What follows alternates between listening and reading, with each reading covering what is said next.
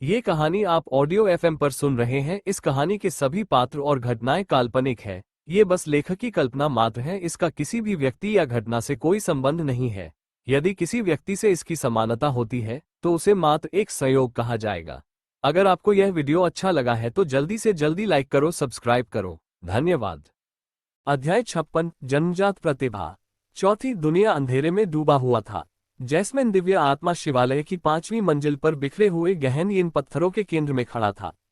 उसने अपने कपड़े बदल दिए थे और उसका पतला फिगर अब एक जटिल रूप से डिजाइन की गई पोशाक में सजी थी। गहन इन स्टोन्स बेहोश होकर चमकते हुए एक बर्फ की तरह की चमक में उसकी त्वचा को कंबल करते हुए और उसे एक उत्कृष्ट सफेद कमल की तरह दिखाई देता है। उसकी आंखें जिज्ञासु रूप से चमकती थीं और उसकी टकटकी उस दिशा में टकरा गई थी जहां अथर्व गायब हो गया था। अपने भौंक को बुनाई करते हुए वह खुद को बड़बड़ाया, क्या मैंने आखिरकार उस लालची लड़के के बचाव को तोड़ दिया है। एक मुस्कुराहट के साथ उसने तन्वी की चेतना के सागर में तन्वी की तलाश की। क्या तुमने देखा है, वह बच्चा हमेशा मेरी तरफ ले जाता है। मैंने आपके शरीर का उपयोग करके उसकी स्वीकृति प्राप्त करने के लिए सिर्फ उस तरह से बदलकर और उसके साथ बातचीत करने के लिए उपयोग किया है। उद्धरण चिन्ह। तन्वी की सागर के चेतना के शांत और विशाल विस्तार में जैस्मीन लुभावना रूप से मनोरम था। एक जीवंत लाल पोशाक में सजी वह उन सभी के दिलों और दिमागों को मंत्रमुग्ध कर सकती है जिन्होंने उसे निहारा दी। गहन यीन पत्थरों से कुछ गहन यीन ऊर्जा को अवशोषित करने के बाद जैस्मिन का ये ईथर रूप काफी जम गया था और उसकी त्वचा के नीचे की नसें अधिक विशिष्ट हो गईं। केवल एक ईथर के रूप में जैस्मिन जैसे कि गैसिन गहन इन पत्थरों में ऊर्जा का उपयोग अपनी आत्मा में अशुद्धियों को धोने के लिए कर सकते हैं। इस बीच तन्वी चेतना के अपने समुद्र के भीतर फंस गया था और उसे गर्व जैस्मिन शो को देखना पड़ा। उसे यह स्वीकार करना पड़ा कि दुष्ट महिला वास्तव में आश्चर्यजनक थी, एक सुंदरता जिसे उसने नश्वर दायरे में पहले कभी नहीं देखा था। जैस्मिन केवल गहन यीन ऊर्जा को अवशोषित करने के बाद ही सुंदर हो गया था और तन्वी मदद नहीं कर सकता था, लेकिन उसकी हीनता पर शर्म महसूस करता था। यदि यह उसके मूल शरीर में जैस्मीन की सच्ची उपस्थिति थी तो उसकी सुंदरता राज्यों को उनके घुटनों पर ले जाती। यहाँ तक कि मीरा की श्रद्धेय सुंदरता उसके सामने बुरी महिला के सामने पूरी तरह से महत्वहीन लग रही थी। वह एक ही सांस में उल्लेख करने के योग्य भी नहीं थी। जितना अधिक तन्वी ने जैस्मीन को देखा उतना ही निचला आत्मविश्वास गिरा। इसलिए वह दूर हो गई और ठंड से जवाब दिया, जब अथर्व और मैंने खगोलीय फीनिक्स की पहली हड्डी का पता लगाया तो मैंने उसकी बांस की टोकरी में फटा ग्रे रॉक का एक टुकड़ा देखा। यह एक पत्थर था जिसमें आध्यात्मिक शक्ति और गहरा यीन ऊर्जा दोनों थी। उद्धरण चिन्ह। जैस्मीन ने पूछने से पहले संकोच किया, क्या आप कह रहे हैं कि वह जानता है कि मैं अपने ईथर फॉर्म को परिष्कृत करने के लिए गहन इन पत्थरों का उपयोग कर रहा हूं? मुझे ऐसा लगता है। याद रखें, वह कई बार यहां रहा है। उन्होंने आत्मा सरणी को नष्ट कर दिया और इसे गहन इन पत्थरों में फ्रैक्चर कर दिया। अब जब आप गहन इन पत्थरों से गहन इन ऊर्जा को अवशोषित कर चुके हैं तो वे सभी सामान्य पत्थरों में बदल गए हैं। उसने कुछ देखा होगा। उद्धरण चिन्ह। तन्वी ने अपनी आंखों के माध्यम से लड़ाई देखी थी और उसके व्यवहार को प्रतिबिंबित कर रही थी। उसे स्वीकार करना था कि वह अदूरदर्शी थी। हालांकि अथर्व को अभी तक खेती के रास्ते पर जाना था और उस समय सिर्फ एक सामान्य शिकारी था, फिर भी उनके पास कई भुनाने वाले गुण थे। इसके अलावा वह अथर्व के रहस्यमय स्वभाव को नोटिस करने में विफल रही। वह जानता था कि मैं खेती करने के लिए गहन इन स्टोन्स का उपयोग कर सकता हूं, इसलिए उसने उन्हें मुझे स्वीकार किया। वह वास्तव में मेरे बारे में परवाह करता है। जैस्मीन ने चकित कर दिया क्योंकि उसने गहन इन पत्थरों के ढेर के बीच अपनी खेती के तरीकों को सक्रिय किया। कौन कौन कौन? बाहर से गहन इन ऊर्जा के ठंडे किस्में तन्वी के भौंक की ओर बढ़ी, जो तन्वी की चेतना के समुद्र में गायब हो गईं, जहां जैस्मीन ने इसे अवशोषित किया। प्रत्येक गहन इन पत्थर के भीतर उज्ज्वल प्रकाश एक एक करके बुझ गया था। तारांकन तारांकन तारांकन। रात उतरी और सब कुछ गहन चुप्पी में संलग्न था। छोटी पहाड़ी के ऊपर दर्जनों झांग एक सफेद पगोडा से दूर अथर्व और मनोज एक अलाव द्वारा एक साथ बैठे। उन्होंने ही कबीले के सदस्यों द्वारा पहले तैयार राशन पर बातचीत की। मनोज ने अपने स्थानिक कंगन से कई मजबूत शराब जार को पुनः प्राप्त किया और एक जार को अथर्व को दिया। अथर्व ने अपनी पीठ से बांस की टोकरी को खिसका दिया और अपने ड्रैगनवुड भाले को एक तरफ फेंक दिया। उन्होंने मजबूत शराब का जार लिया और अपने भौंक को बुना। हार्ड शराब के इस जार को आजमाएं, मनोज ने प्रोत्साहित किया। जार पर सील किए गए कागज को फाड़ दिया और बोल्डिंग से इसे नीचे गिरा दिया। मनोज के नेतृत्व के बाद देवराज ने भी शराब के साथ शराब को कम कर दिया। उन्होंने कहा, ये शराब वास्तव में कुछ है। अथर्व ने अपने कार्यों की नकल करने और मजबूत शराब के बड़े गुलों को लेने से पहले संक्षेप में संकोच किया। जब शराब उसके गले से नीचे गिरी तो अथर्व ने हिंसक रूप से खांसी की। हालांकि वह शराब के स्वाद के आदी नहीं थे, उन्हें धीरे धीरे इसकी आदत हो गई। बिग ब्रदर मिराज, क्या आप मुझे एक जार भी दे सकते हैं? अन्वी ने धीरे से विनती की। उसकी दुख से भरी आंखों को देखते हुए मनोज को पता था कि वह अभी तक वंश की मौत को दूर करने के लिए है। उसने उसे शराब का एक जार सौंपा और फुसफुसाया, जब मेरे पिता का निधन हो गया तो मैं सिर्फ एक बच्चा था। मैं उतना मजबूत नहीं था जितना तुम अब हो। इससे पहले कि मैं उस पर चढ़ गया, मैं बहुत समय तक रोता रहा। उद्धरण चिन्ह। अन्वी ने दोनों हाथों से जार को पकड़ लिया और जिंजली ने शराब पी। उसने न तो खाया और न ही बात की। मनोज ने अन्य विषयों के बारे में अथर्व के साथ बातचीत की। उन्होंने बताया कि कैसे उन्होंने और देवराज ने ब्लैकवाटर तालाब से भागने के बाद अपनी गुप्त तकनीक के साथ एक दूसरे से संपर्क किया था। फिर से मिलने के बाद उनका मानना था कि अरविंद और शैडो स्पेक्टर संप्रदाय के अन्य सदस्यों ने मीरा से सभी को अलग कर दिया था। वे नहीं चाहते थे कि शैडो स्पेक्टर संप्रदाय अपने ठिकाने का अनुमान लगाए, इसलिए वे छोड़ने के लिए जल्दी नहीं हुए और इसके बजाय खतरनाक सबसे उत्तरी क्षेत्र में गहराई से पहुंचे। वे दोनों का मानना था कि शैडो स्पेक्टर संप्रदाय की असॉल्ट पार्टी एकांत पर्वत श्रृंखला के सबसे उत्तरी क्षेत्र में पैर रखने की हिम्मत नहीं करेगी, जहां विचित्र धुंध मिल सकती है। रास्ते में वे खगोलीय फीनिक्स की कई हड्डियों पर ठोकर खाए। दुर्भाग्य से उनमें से कोई भी मजबूत जीवन ऊर्जा के साथ प्राणियों में चाकू नहीं चला था और इसलिए खगोलीय फीनिक्स के किसी भी सार का उत्पादन करने में विफल रहा। ब्लैक ऑर्किड झील की अपनी यात्रा पर उन्होंने किसी अन्य काश्तकारियों का सामना नहीं किया, हालांकि वे जंगली जानवरों की लाशों में आए थे। अथर्व ने अपने अनुभवों के कई विवरणों को छोड़ दिया और केवल उल्लेख किया कि black and white king Python ने ब्लैकवाटर पॉन्ड पर अपने भागने का समर्थन किया था। दोनों पक्षों ने अपने अनुभवों को याद करने के बाद नशे में देवराज अब अपनी जिज्ञासा वापस नहीं कर सकते थे और पूछा, क्या आपने वास्तव में एक बार में 4 मेरिडियन खोले थे? मनोज ने भी उसे नजर से देखा। शराब से थोड़ा चक्कर अथर्व ने सिर हिलाया और धीरे से पुष्टि की, हाँ। मनोज ने ईर्ष्या के संकेत के साथ कहा, आपने मेरिडियन उद्घाटन के माध्यम से टूटने के तुरंत बाद अपनी बाहों में 4 मेरिडियन खोले। यह एक बात साबित होती है, मनोज ने ईर्ष्या के संकेत के साथ कहा, आपका दंतियन के नीचे आपका आध्यात्मिक समुद्र एक ही खेती के दायरे में अन्य काश्तकारियों की तुलना में बड़ा है। केवल एक पर्याप्त व्यापक आध्यात्मिक समुद्र के साथ और आध्यात्मिक शक्ति का एक बेहतर रिजर्व इस तरह की उपलब्धि हासिल कर सकता है। और फिर भी आप अभी भी खराब खेती की प्रतिभा का दावा करते हैं। जब मनोज ने अथर्व को पत्थर के ढेर में वापस भर्ती किया तो अथर्व ने उसे बताया था कि उसकी खेती की प्रतिभा गरीब थी। उन्होंने अथर्व को दिलासा दिया था, ये कहते हुए कि खेती की प्रतिभा एक कल्टीवेटर के भविष्य का एकमात्र संकेतक नहीं थी, और उसे सलाह दी कि वह इस पर बहुत अधिक ध्यान न दे। देवराज ने अपना सिर हिलाया और आहें भरी।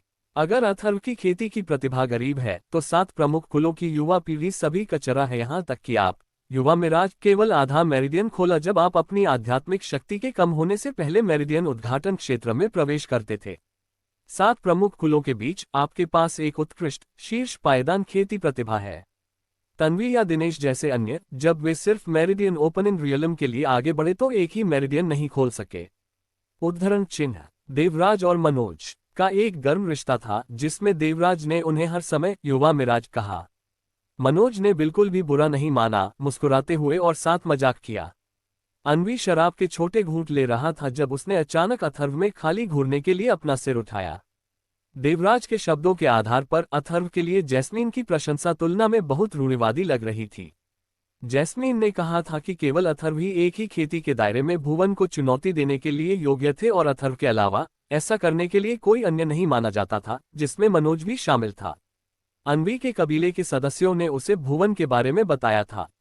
जब भुवन मेरिडियन उद्घाटन क्षेत्र में पहुंचे तो उन्होंने जो मेरिडियन खोले थे उनकी संख्या अथर्व की तुलना में काफी कम थी। आध्यात्मिक समुद्र अक्सर हर सफलता के साथ एक उच्च क्षेत्र में फैलता है। अथर्व, आपका आध्यात्मिक समुद्र पहले से ही प्रभावशाली रूप से आपकी खेती के दायरे को देखते हुए प्रभावशाली रूप से विशाल है। जैसा कि आप और भी उच्च खेती के स्थानों तक पहुंचते हैं, ये केवल आगे विस्तार करेगा। अथर्व ने चुपचाप अपनी शराब का एक और घूंट लिया।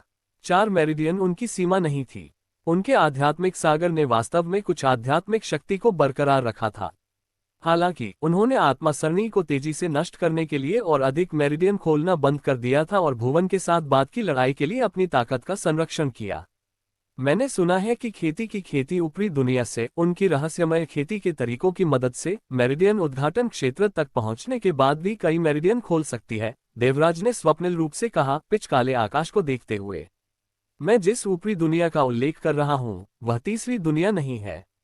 तारांकन तारांकन तारांकन सेंट्रल लेक आइलैंड के निचले हिस्से में मोटे पत्थर के खंभों में से एक के एक हिस्से की खुदाई की गई थी, जिससे किसी को आश्रय लेने के लिए एक छोटी सी गुफा काफी बड़ी थी। गुफा काले कछुए के पैर के एकमात्र पर स्थित थी। गंभीर रूप से घायल भुवन गुफा में घुमावदार थे। आंख को पकड़ने वाली खगोलीय फीनिक्स छाप उसके भौहों के बीच से चमकती है। हवा के लिए हौंफते हुए उन्होंने ड्रैगनवुड भाले के कारण होने वाले घावों को ठीक करने के लिए काले कछुए के रक्तसार का उपयोग किया। भुवन की अविश्वसनीय रूप से कठिन जीवन शक्ति और आश्चर्यजनक आत्मचिकित्सा क्षमताओं ने उन्हें धीरे धीरे अपने घावों को ठीक करने की अनुमति दी। हालांकि उनकी चेतना ने आत्मा डेविल्स की आत्म प्रकरण के कारण थकावट से पतन की झपकी पर विचार किया। अपनी खेती के दायरे के साथ वह खेती के माध्यम से अपनी चरम मानसिक थकान को बहाल नहीं कर सका और केवल गहरी और लंबी नींद के माध्यम से इसे उपाय कर सकता था। भुवन अंततः एक गहरी नींद में चला गया।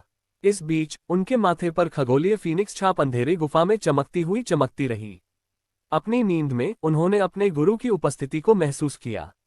उनके गुरु ने पहले उन्हें सत्ता का एक धागा दिया था। उन्होंने महसूस किया कि उनका गुरु ऊपरी दुनिया में बहुत दूर था, उन्हें एक दिव्य कलाकृतियों के माध्यम से देख रहा था। भुवन का दिमाग कांप गया। जैसा कि खगोलीय फीनिक्स के सार ने अपने दिल में गठित किया और जुड़ा हुआ, वह एक दुर्लभ और दुर्जय क्लेश से गुजरता था। यदि वह इस महान क्लेश को दूर नहीं कर सका तो वह तुषार की तरह समाप्त हो जाएगा। दिल को खगोलीय फीनिक्स के सार से खा गया और एक नासमझ कठपुतली में बदल गया।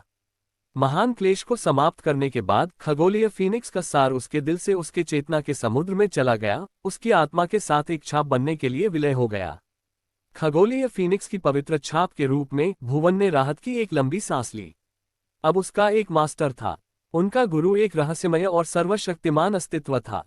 ऊपरी दुनिया में रहने के बाद उनके गुरु ने आकाशीय फीनिक्स के दिव्य गार्डों के जीवन और मृत्यु का निर्धारण करने में सक्षम एक कलाकृतियों को मिटा दिया। इस समय उनके गुरु ने ऊपरी दुनिया से उन्हें देखने के लिए कलाकृतियों का इस्तेमाल किया। अपने शरीर में दर्द को पूरा करते हुए उसने घुटने टेक दिए, छोटी गुफा में अपना सिर नीचे झुकाते हुए अपने गुरु को उसकी ईमानदारी से विनम्रता और भक्ति को दिखाने की उम्मीद की। वह अपने गुरु के विशाल राजसी आभा और अद्वितीय गरिमा को समझ सकता है और समझ सकता है कि उसे अपने गुरु से ध्यान देने के लिए भी लगातार अपनी क्षमताओं और वफादारी का प्रदर्शन करना था। उनके अस्तित्व का कारण एक दिन उनके गुरु के आह्वान का जवाब देना था और ऊपरी दुनिया में उनकी रक्षा करना था। उन्होंने अपने गुरु के पक्ष को अर्जित किया था और अपने जीवन को बनाए रखने के लिए शक्ति का एक धागा प्राप्त किया था, क्योंकि उनके गुरु ने आध्यात्मिक रूप से बंजर और उजाड़ एकांत पर्वत श्रृंखला के लिए एक विशेष स्नेह रखा था। इससे पहले मेरे पालक पिता तुषार ने मेरी जान बचाई। इस बार यह मेरा गुरु है। खगोलीय फीनिक्स की छाप से अपनी आत्मा पर भड़काए गए विरूपण से अनजान भुवन ने चुपचाप अपने विश्वास की पुष्टि की। उनके विचार पूरी तरह से समर्पित थे कि कैसे वह अपने गुरु का विश्वास अर्जित कर सकते हैं और आने वाले दिनों में अपना एहसान जीत सकते हैं। भुवन के दिल में उनके गुरु के अधिकार और महिमा ने सब कुछ, यहाँ तक कि अपने जीवन को भी पीछे छोड़ दिया। अपने गुरु की रक्षा करना हर दिव्य गार्ड का आजीवन लक्ष्य था। अध्याय 57 पहचान उजागर हुई। अंधेरी और मूक रात में दिव्य आत्मा शिवालय की 5वीं मंजिल पर गहन येन ऊर्जा के किस्में तन्वी की चेतना के समुद्र में बहती रहीं। जैस्मीन चेतना के अपने समुद्र के भीतर मंडराया, समय बीतने के साथ तेजी से परिभाषित और उज्ज्वल बढ़ रहा था। अंधेरे ने बाहर को कंबल दिया, लेकिन सफेद पगोडा ने अपनी हड्डी जैसी दीवारों से एक बेहोश चमक उत्सर्जित की। जैस्मीन ने 5वीं मंजिल की ओर जाने वाली सीढ़ी पर ठंड से देखा, आंखें संकुचित हो गईं। जल्द ही नशे में धूल का आंकड़ा उभरा शराब के एक जार को जकड़ लिया। चकली बर्फीले ठंडक उसकी आंखों से गायब हो गई और उसके आचरण को कम कर दिया। यह अथर्व की पहली बार शराब पी रही थी और उन्होंने खुद को अपने रक्त प्रवाह को अनुमति देते हुए शराब को परिष्कृत करने में असमर्थ पाया। उसका मन गड्ढा और भारी था। जैस्मिन ने चिढ़ाया, क्या हुआ? पहली बार शराब पीना? यहाँ तक कि सफेद पगोडा के भीतर से जैस्मीन अथर्व, मनोज और अन्य लोगों की आवाजें सुन सकता था और बोनफायर के चारों ओर चैट कर रहा था। हाँ, अथर्व ने जवाब दिया। शराब की चपेट में आने के बाद उन्होंने एक सीट ली। उन्होंने पास के गहन येन स्टोन्स पर नजर डाली और शराब का एक और भाल लिया। अचानक उसकी टकटकी तेज हो गई क्योंकि उसने पूछा, मेरी मदद क्यों? जैस्मिन चौंका हुआ था। तुम किस बारे में बात कर रहे हो? अथर्व ने ठंड से जवाब दिया, मैं आपसे पूछ रहा हूँ, आपने भुवन पर हमला करने में मदद करने के लिए स्कारलेट लोट्स और स्पिरिट डेविल्स का उपयोग क्यों किया?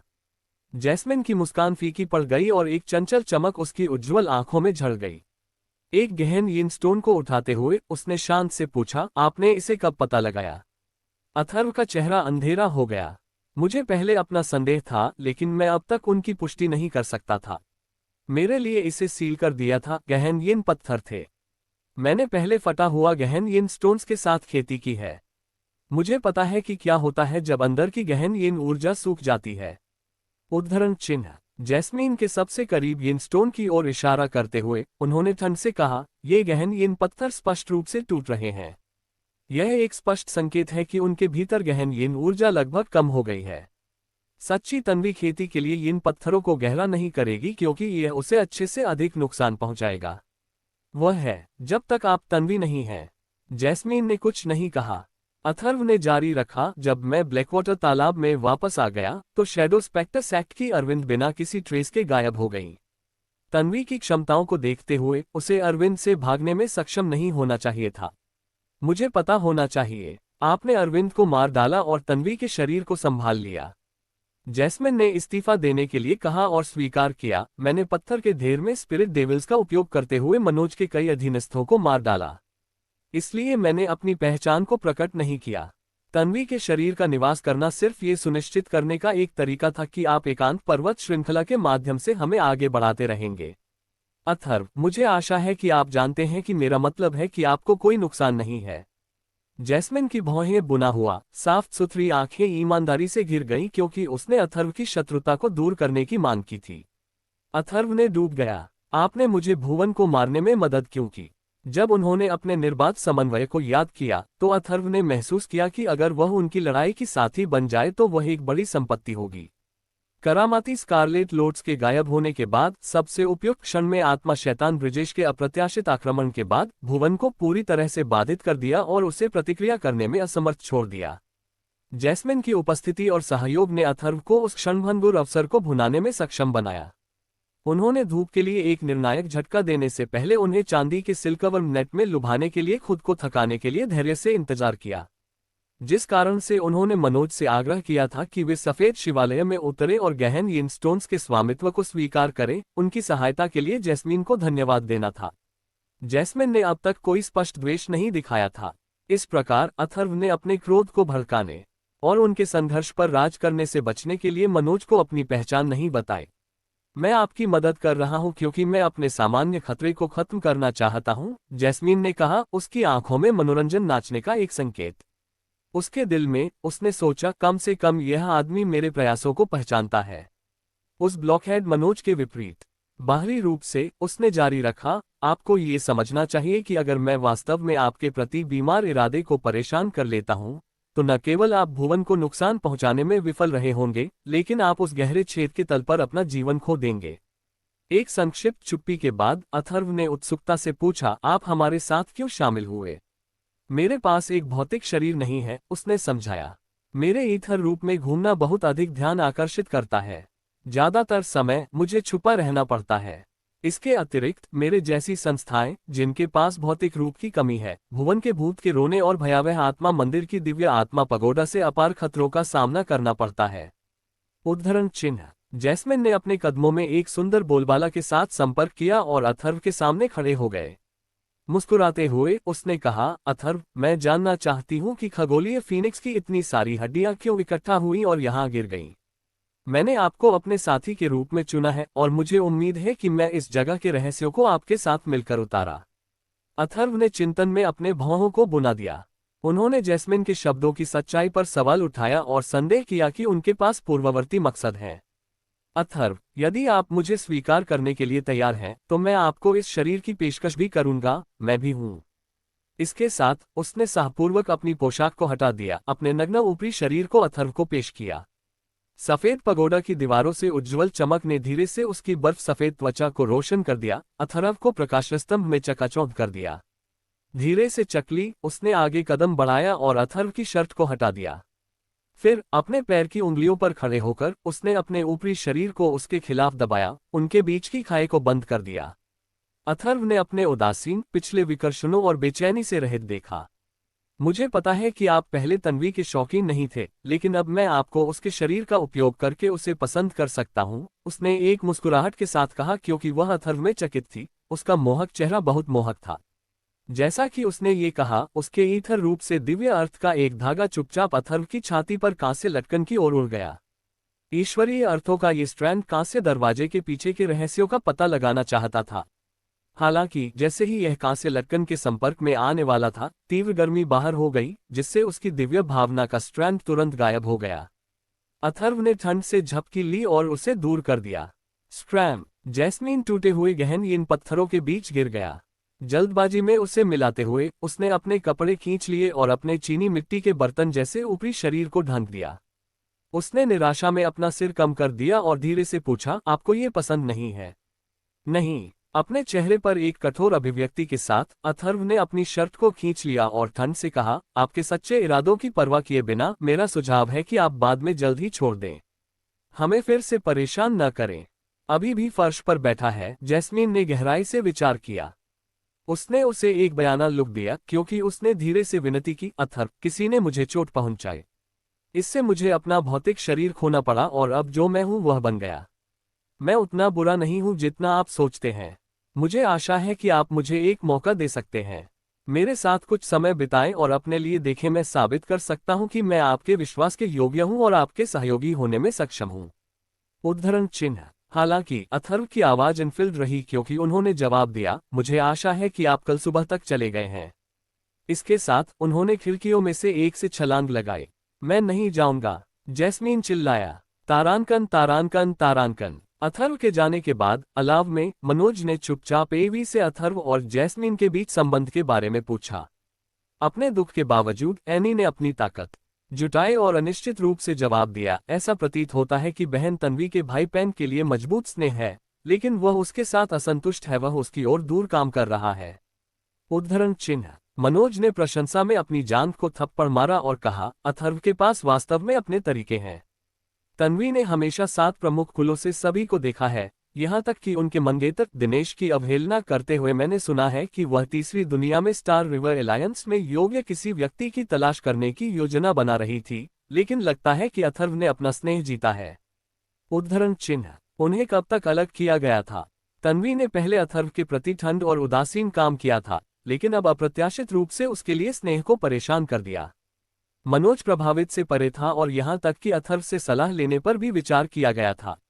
अथर्व केवल मेरिडियन उद्घाटन क्षेत्र के पहले चरण में पहुंच गया है और 8 असाधारण मेरिडियन में से 4 को खोला है। वह अपने अंगों के आसपास के 12 प्रिंसिपल मेरिडियन में नहीं आया है।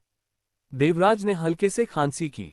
उसकी छोटी आंखें शरारती से चमकती थीं, क्योंकि वह चकित हो गया था। दूसरे शब्दों में, वह अभी भी अपने पेट में शराब को परिष्कृत करने या निष्कासित करने के लिए अपनी आध्यात्मिक शक्ति का उपयोग नहीं कर सकता है। हैरान, मनोज ने लापरवाही से टिप्पणी की, यह उसकी पहली बार शराब पी रहा है। हालांकि वह अपनी शराब को अच्छी तरह से रखता है, लेकिन वह शायद अब तक काफी नशे में है। उद्धरण चिन्ह। देवराज ने मनोज पर झपकी ली। अस्पष्ट रूप से मुस्कुराते हुए उन्होंने कहा, वह तन्वी सभी टिप्सी और रात के मृतकों में देखने जा रहा है। मुझे आश्चर्य है कि उनके बीच क्या होगा। ओह! मनोज को आखिरकार एहसास हुआ कि देवराज किस पर इशारा कर रहा था। उस समय उन्होंने देखा कि अथर्व ने 5वीं मंजिल की खिड़की से छलांग लगाए और एक शानदार थूट के साथ भूमि सफेद पगोडा का निर्माण करने के लिए इस्तेमाल की जाने वाली अजीब सामग्री अंधेरे में बेहोश हो गई, जो कि अथर्व के आंकड़े को रोशन करती है, क्योंकि वह सफेद शिवालय के आधार पर खड़ा था। उन्होंने देखा कि उन्होंने अपने कपड़े को समायोजित करते हुए अपने भौंक को बुनना किया। मनोज डिम्बास्ट्रक था। देवराज ने विस्मय में अपनी जीभ पर क्लिक किया। अन्वी विचार में खोए हुए दिखाई दिए। आप सभी को क्या देख रहे हैं? अथर्व ने पूछा, उनकी प्रतिक्रियाओं पर हैरान। देवराज ने शरारत से चकमा दिया। ओह, ज्यादा कुछ नहीं। हम सभी को देखकर आश्चर्यचकित हो गए हैं कि आप इस तरह से कहीं से भी बाहर आए हैं। उद्धरण चिन्ह। मनोज ने कुछ भी नहीं कहा और केवल व्यापक रूप से मुस्कुराया क्योंकि उन्होंने अथर्व को एक अंगूठा दिया था। चिंतित कि अथर्व दूर से अपना इशारा नहीं देख पाएंगे, उन्होंने अपने उठाए हुए अंगूठे को अलाव के ऊपर भी स्थानांतरित कर दिया। अथर्व को चकित कर दिया गया। इसे दूर करते हुए उसने लापरवाही से घास का एक पैच पाया और बैठने के लिए अपने जार से शराब पीना जारी रखा। अध्याय 58 अथर्व का निर्णय। जैस्मीन दिव्य आत्मा पगोडा की 5वीं मंजिल पर खिड़की से खड़ा था, गुस्से में देखते हुए जैसे कि अथर्व अंधेरे में गायब हो गया। तन्वी की सागर के चेतना में असली तन्वी दुख और नाराजगी से अभिभूत था। उसने जैस्मीन को देखा और पूछा, क्या आप मुझे मौत के लिए अपमानित करने की कोशिश कर रहे हैं? जैस्मीन के होंठ तिरस्कार में कल कर दिए। क्या आप वास्तव में मानते हैं कि मैं अथर्व को अपने शरीर से संपर्क करने की अनुमति देकर आपको अपमानित करने की कोशिश कर रहा था? क्या आप नहीं थे? तन्वी ने आक्रोश से कहा। जैस्मिन ने धीरे से सूंघ लिया, एक बार फिर से अपने ईथर रूप को परिष्कृत करने के लिए गहन इन पत्थरों में ऊर्जा इकट्ठा कर लिया। उसने स्पष्ट रूप से कहा, आपने अपने स्पर्श की भावना खो दी है। इसलिए जब मैंने उसके साथ त्वचा का संपर्क बनाया तो आपको कुछ भी नहीं लगा। हालांकि मैंने अभी भी आपको अपनी आंखों से देखने की क्षमता प्रदान की है, इसलिए आपको पहले से ही पता होना चाहिए कि उन्होंने मेरिडियन ओपनिंग रियल में प्रवेश करने पर 4 मेरिडियन खोले। तन्वी, मुझे आपसे ये पूछना चाहिए, जब आपने मेरिडियन ओपनिंग रियल में प्रवेश किया तो आपने कितने मेरिडियन को खोला? जैस्मिन की आंखें मजाक से भर गईं। तन्वी ने जवाब देने से पहले संकोच किया, मैंने एक भी खोलने का प्रबंधन नहीं किया। तो आपको क्यों लगता है कि मैं आपको अपमानित कर रहा था जब मैंने आपके शरीर का उपयोग अथर्व के पास जाने के लिए किया था? जैस्मीन ने गहन यीन ऊर्जा के किस्मे पर खींचना जारी रखा क्योंकि वह तन्वी को भिनौना था। क्या आप अभी भी इस विश्वास से चिपके हुए हैं कि 7 प्रमुख कुलों में से एक में पैदा होने से आपको अथर्व की तुलना में उच्च स्थिति मिलती है? तन्वी दंग रह गई। क्या एक मूर्ख महिला है? तीसरी दुनिया में भी आप किसी को अथर्व की खेती की प्रतिभा के स्तर के साथ खोजने के लिए कड़ी मेहनत करेंगे? एक ठंडी अभिव्यक्ति के साथ जैस्मीन ने अपना सिर हिला दिया और व्यंग्यात्मक रूप से टिप्पणी की, बस इस तथ्य के आधार पर उन्होंने कई स्तरों से आपके निंग कबीले के वंश को पार कर लिया है। आपको अभी भी इसका एहसास नहीं हुआ है? क्या आपके पास है? आप तन्वी टॉड हैं, जबकि अथर्व वह हंस है जिसे आपको प्रशंसा करना चाहिए। उन शब्दों को तन्वी के लिए एक भारी झटका लग रहा था, उसे निराशा के बादल में ढक दिया। मेरे शब्दों पर ध्यान से विचार करने के लिए कुछ समय लें। अपनी कल्पनाओं में रहना बंद करें। तारांकन तारांकन तारांकन। अगली सुबह अथर्व अपने शराबी स्तूप से थोड़ा चक्कर आ गया। उन्होंने देखा कि वह एक फर कंबल से ढके हुए द्वीप की झाड़ियों में पड़ा हुआ था। उनकी बांस की टोकरी और ड्रैगनवुड भाले ने उनके बगल में घास पर आराम किया। उन्होंने अस्पष्ट रूप से याद किया कि कंबल मृत कबीर का था। उलझन में उन्होंने अनुमान लगाया कि अन्वी ने उसे नशे में और सोते हुए देखा था और रात के दौरान उसे गर्म रखने के लिए एक कंबल लाया था। वह वास्तव में एक दयालु लड़की है। अथर्व ने चुपचाप खुद को सिर हिलाया। कंबल को एक तरफ धकेलते हुए उसने पास की झाड़ियों को देखा। ओस की अनुपस्थिति को देखते हुए उन्होंने महसूस किया कि बहुत देर हो चुकी है। अथर्व ने शराब से उम्मीद नहीं की थी कि वह उसे मुश्किल से टकराए और उसे नशे की स्थिति में छोड़ दे। उन्होंने चुपचाप खुद को भविष्य में संयम में पीने के लिए याद दिलाया। अगर पिछली रात की दुष्ट महिला ने नशे में होने के दौरान उस पर हमला करने की कोशिश की थी, या अगर वह भुवन की तरह किसी का सामना करती थी, तो उसे पता नहीं होता कि उसे क्या मारा गया। परिवेश को स्कैन करने और दृष्टि में किसी को नहीं खोजने के बाद अथर्व छोटी पहाड़ी के शिखर की ओर चढ़ गया। छोटी पहाड़ी के शीर्ष पर उन्होंने दुख हरियाली के माध्यम से एनी का मार्गदर्शन करने वाली दुष्ट महिला को देखा, उसे सिखाया कि कैसे विदेशी पौधों को फसल करना है। अन्वी ने बार बार सिर हिलाया, अपने सीखने के लिए बयाना समर्पण दिखाया और कभी कभी एक नर्म आवाज में 1 या 2 सवाल पूछा। वह अभी भी यहाँ है? अथर्व ने सूंघा। उन्होंने दुष्ट महिला से उम्मीद नहीं की थी कि वे पिछली रात की घटना के बाद तन्वी के रूप में मैसेरेडिंग जारी रखें। अथर्व इस समय बुरी महिला की सच्ची ताकत को सटीक रूप से नहीं मान सकते थे। हालांकि ये देखकर कि उसने कोई तत्काल शत्रुता नहीं दिखाई थी, उसने अभी के लिए अवलोकन जारी रखने का फैसला किया। अपने विचारों को इकट्ठा करते हुए उन्होंने अपने टकटकी को भटकने दिया और मनोज और देवराज को उत्तरी पहाड़ के पैर की ओर एक बांस की सवारी करते हुए देखा। ये जोड़ी सुदूर उत्तर की ओर जाने वाली पर्वत शिखर की ओर बढ़ रही थी, जो पहाड़ के दूसरी तरफ विचित्र धुंध की जांच करने के लिए दृढ़ थी। सेंट्रल लेक द्वीप पर कोई नई आगमन नहीं था और भुवन मायावी बना रहा, इसलिए अथर्व वहीं बस गया जहां वह था। उन्होंने अपनी बांस की टोकरी से कुछ कम गुणवत्ता वाली आत्मा के पत्थरों को पुनः प्राप्त किया। द्वीप पर और आत्मा के पत्थर में विघटित आध्यात्मिक क्यूई का उपयोग करते हुए उन्होंने खेती करना शुरू कर दिया। वह केवल आध्यात्मिक शक्ति के साथ अपने पैरों में 4 मेरिडियन खोल सकता था। भुवन के साथ उनकी लड़ाई के बाद उनकी आध्यात्मिक शक्ति का केवल 1/5वां हिस्सा उनके आध्यात्मिक समुद्र के भीतर रहा। अथर्व उस राशि के साथ सुरक्षित महसूस नहीं करते थे। वह तत्काल जल्द से जल्द अपने आध्यात्मिक समुद्र को फिर से भरना चाहता था। पलक झपकते ही एक बार फिर शाम हो गई। मनोज और देवराज उत्तरी पहाड़ों से उभरे। उनके भाव गंभीर थे क्योंकि वे चुपचाप एक बांस के चकमा पर द्वीप पर लौट आए थे। कुछ ही समय बाद जैस्मिन और एनी भी अथर्व की ओर बढ़ गए। पिछली रात उनकी बातचीत के बाद जैस्मिन के प्रति अथर्व का रवैया पहले की तुलना में काफी ठंडा था। इसके विपरीत जैस्मिन ने ऐसा काम किया जैसे कि कुछ भी नहीं हुआ था, चैटिंग और रास्ते में एनी के साथ हंस रहा था। हालांकि अन्वी को मुस्कुराना मुश्किल लगा। जैस्मिन की मुस्कुराहट की नकल करने के उनके प्रयास जबरन और तनावपूर्ण लग रहे थे। आप हमारे बीच सबसे अधिक आराम कर रहे हैं, कुछ भी करने के लिए नहीं। हम में से बाकी लोग पूरे दिन काम कर चुके हैं, अनजाने में दिन को शौचालय में पास कर रहे हैं। जैस्मीन ने अपने माथे से कोई भी पसीना पोंछा थकान के एक शो में डाल दिया क्योंकि उसने सफेद शिवालय के बगल में स्पिरिट पौधों के ढेर पर इशारा किया था। आत्मा के पौधे कबीर की कटाई बहुत कम मूल्य के थे। भले ही हमने उन्हें बेच दिया, हम बदले में कई आत्मा पत्थर नहीं पाएंगे। आज एवी और मैंने क्या काटा आत्मा पौधों में सबसे मूल्यवान है। हमारे पास रक्त की सफाई की घास, 9 पत्ती बिखरती हुई तारा फूल और थंडरस्ट्राइक वुड है। इसके साथ हमें तीसरी दुनिया में बाजार में कम से कम 1000 आत्मा पत्थरों का आदान प्रदान करने में सक्षम होना चाहिए। उसके बोलने के बाद अन्वी की बड़ी आंखें जल गईं। अथर्व ने उदासीनता से जवाब दिया, ओह, आत्मा के पौधों की कटाई करने वाली व्यस्त एक एनी थी। इस बीच जैस्मीन ने छाल के निर्देशों के अलावा कुछ नहीं किया था और अब वह थकने का नाटक कर रही थी। मैं गहन इन स्टोन्स ले जाऊंगा। आप में से बाकी लोग इन जड़ी बूटियों के लिए आदान प्रदान किए गए आत्मा के पत्थरों को विभाजित कर सकते हैं। उद्धरण चिन्ह। अथर्व के रवैये से नाराज जैस्मीन ने अपनी आंखें घुमाई। इसके बावजूद उन्होंने कहा, आपने सबसे अधिक योगदान दिया, इसलिए आपको एक बड़ा हिस्सा प्राप्त करना चाहिए। बाद में जब मनोज आता है तो मैं उससे बात करूंगा और देखूंगा कि वह अपने स्थानिक कंगन में कितना अधिक फिट हो सकता है। उद्धरण चिन्ह। अथर्व की एक अजीब अभिव्यक्ति थी।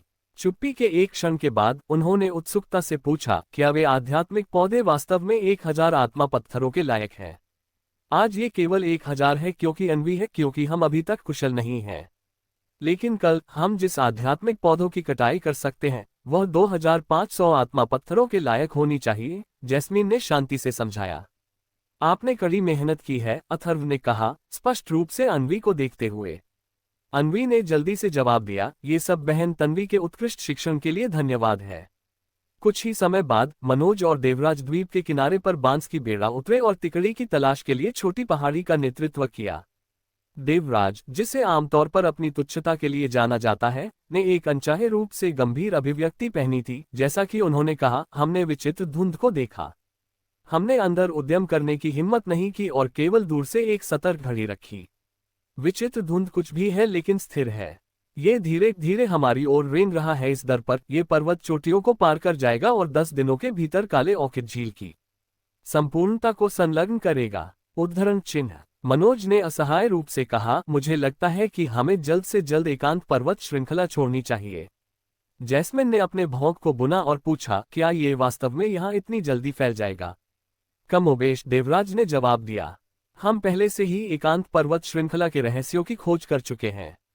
ये हमारे लिए अपने संबंधित कुलों के लिए अपने निष्कर्षों को वापस करने और रिले करने का समय है, मनोज ने कहा। युवा मास्टर मिराज, अगर मैं एकांत पर्वत श्रृंखला से जीवित हूं तो मैं आपको खोजने के लिए मीरज कबीले पर जाऊंगा, अथर्व ने धीरे से कहा। मनोज को इतना अचंभित कर दिया गया कि वह उत्सुकता से आगे और पीछे पेसिंग शुरू कर दिया क्योंकि उसने अथर्व के शब्दों के अर्थ में लिया था। अथर्व, क्या आप वास्तव में विचित्र धुंध की खोज करने का इरादा रखते हैं? अथर्व ने सिर हिलाया। उन्हें एक संदेह था कि विचित्र धुंध वह जगह थी जहां उसके पिता गायब हो गए थे।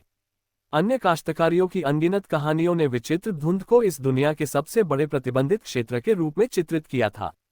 हालांकि उन्होंने अंदर उद्यम करने और खुद को देखने का जोखिम उठाने का संकल्प लिया। मनोज ने उस पर ध्यान दिया और एक कम वृद्धि में पूछा, अथर्व, क्या आप भी शामिल खतरों से अवगत हैं? मैं कल्पना कर सकता हूं, अथर्व ने जवाब दिया। नहीं, तुम नहीं कर सकते। मनोज ने हिंसक रूप से अपना सिर हिलाया। एक गहरी सांस लेते हुए उन्होंने समझाया, जब से मैं याद कर सकता हूं, हर कहानी जो मैंने विचित्र धुंध के बारे में सुनी है, वह मृत्यु, अज्ञात आतंक और रहस्यमय गायब होने से भरी हुई है। आप और मेरे जैसे खेती को भूल जाओ, यहाँ तक कि क्षमताओं वाले काश्तकारों ने सैकड़ों या हजारों गुना अधिक से अधिक की तुलना में अपनी गहराई के भीतर समाप्त कर दिया है। उद्धरण चिन्ह। देवराज और जैस्मीन ने कुछ नहीं कहा, लेकिन उनके भाव समान रूप से गंभीर थे। वे स्पष्ट रूप से विचित्र धुंध के विषय को ब्रोच करने के लिए अनिच्छुक थे। इस बीच अन्वी सुदूर उत्तर में पहाड़ी चोटियों पर रिक्त रूप से घूर रहा था। अथर्व चुप रहे। उसे देखते हुए जैस्मीन को पता था कि कोई भी उसे एक बार नहीं छोड़ा जा सकता है जब उसने अपना मन बना लिया था। उसने सुझाव दिया, इस बारे में कैसे? हमारे पास अभी भी कुछ समय है, इसलिए हम सभी इस समय को ध्यान से स्थिति पर विचार करने के लिए क्यों नहीं लेते हैं? उद्धरण चिन्ह। मनोज, अन्वी और मैंने कुछ मूल्यवान आत्मा पौधों को इकट्ठा किया है, लेकिन हमारे पास भंडारण प्रकार की आत्मा कलाकृतियों की कमी है। हमें अपनी फसल को स्टोर करने के लिए आपके स्थानिक कंगन को उधार लेने की आवश्यकता है। हमें ये भी चर्चा करनी चाहिए कि उन्हें हमारे बीच कैसे वितरित किया जाए। मैं ये स्पष्ट करना चाहता हूं कि मैं आत्मा के पौधों की बिक्री से प्राप्त किसी भी आध्यात्मिक पत्थर को नहीं लूंगा, लेकिन अथर्व के पास शेर का हिस्सा होना चाहिए। उद्धरण चिन्ह। कल रात सफेद शिवालय की 5वीं मंजिल पर उसने और मनोज ने गहन येन स्टोन्स के स्वामित्व पर तर्क दिया था। इस बार हालांकि उसने अथर्व के लिए लड़ने की पहल की ताकि यह सुनिश्चित हो सके कि वह सबसे बड़ा हिस्सा प्राप्त करेगा। मनोज ने आह भरी और सिर हिलाया। फिर उन्होंने अथर्व की ओर रुख किया और कहा, कृपया विचित्र धुंध के मामले पर फिर से सोचें। अथर्व ने एक अजीब अभिव्यक्ति के साथ जैस्मीन को देखा और सिर हिलाया। ठीक है। अगले कुछ दिनों में जैस्मीन ने द्वीप के चारों ओर आत्मा के पौधों की कटाई में एएनवीआई को निर्देशित करना जारी रखा। दूसरी ओर मनोज और देवराज काले ऑर्किड झील के चारों ओर घूमते थे, कभी कभी भुवन के निशान खोजने की उम्मीद में आसपास के क्षेत्र की खोज करते थे। इस बीच अथर्व ने आध्यात्मिक पत्थरों का इस्तेमाल किया, जो उन्होंने आध्यात्मिक रूप से आध्यात्मिक शक्ति को इकट्ठा करने के लिए हाथ पर थे। जैसे जैसे समय बीतता गया, द्वीप के शुद्ध आध्यात्मिक क्यूई ने भी संदूषण के लक्षण दिखाए। जैसा कि हर कोई एक शाम इकट्ठा करता था, जैस्मीन ने कहा, द्वीप पर एक बाधा हुआ करती थी जिसने भूतिया स्पष्टता के प्रस्थान को प्रतिबंधित किया और आध्यात्मिक क्यूई को शुद्ध किया। काले कछुए की मृत्यु और इसकी जानवर आत्मा के प्रस्थान के साथ बाधा भी गायब हो गई है। बैरियर जाने के साथ आध्यात्मिक क्यूई तेजी से प्रदूषित हो गया है और अब इकट्ठा करने के लायक अधिक आत्मा के पौधे नहीं हैं। उसके पास और एवी के पास अब और कुछ नहीं था। देवराज अचानक चिल्लाया, विचित्र धुंध ने पहाड़ की चोटी को पार कर लिया है। अथर्व ब्लैक ऑर्किड झील के उत्तर की ओर देखने के लिए बदल गया। एक धुंधली धुंध तेजी से क्लस्टर किए गए पहाड़ी चोटियों पर क्रीप कर रही है। अध्याय 59। विचित्र धुंध की अचानक उपस्थिति। विशाल विचित्र धुंध धुएं के एक महासागर की तरह था। ये धीरे धीरे पहाड़ की चोटियों पर चढ़ गया और विस्तारक क्षितिज को भर दिया। विचित्र धुंध के घूंघट के नीचे विशाल पर्वत चोटियां मेरे मोलहिल्स की तरह दिखाई दी, जो इसकी धुंध से निगल गई।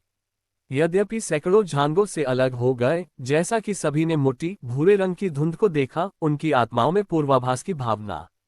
विचित्र धुंध के फैलने वाले कफन के नीचे ऐसा लगा जैसे सभी जीवित प्राणी बेवजह बर्बादी की ओर बढ़ रहे थे।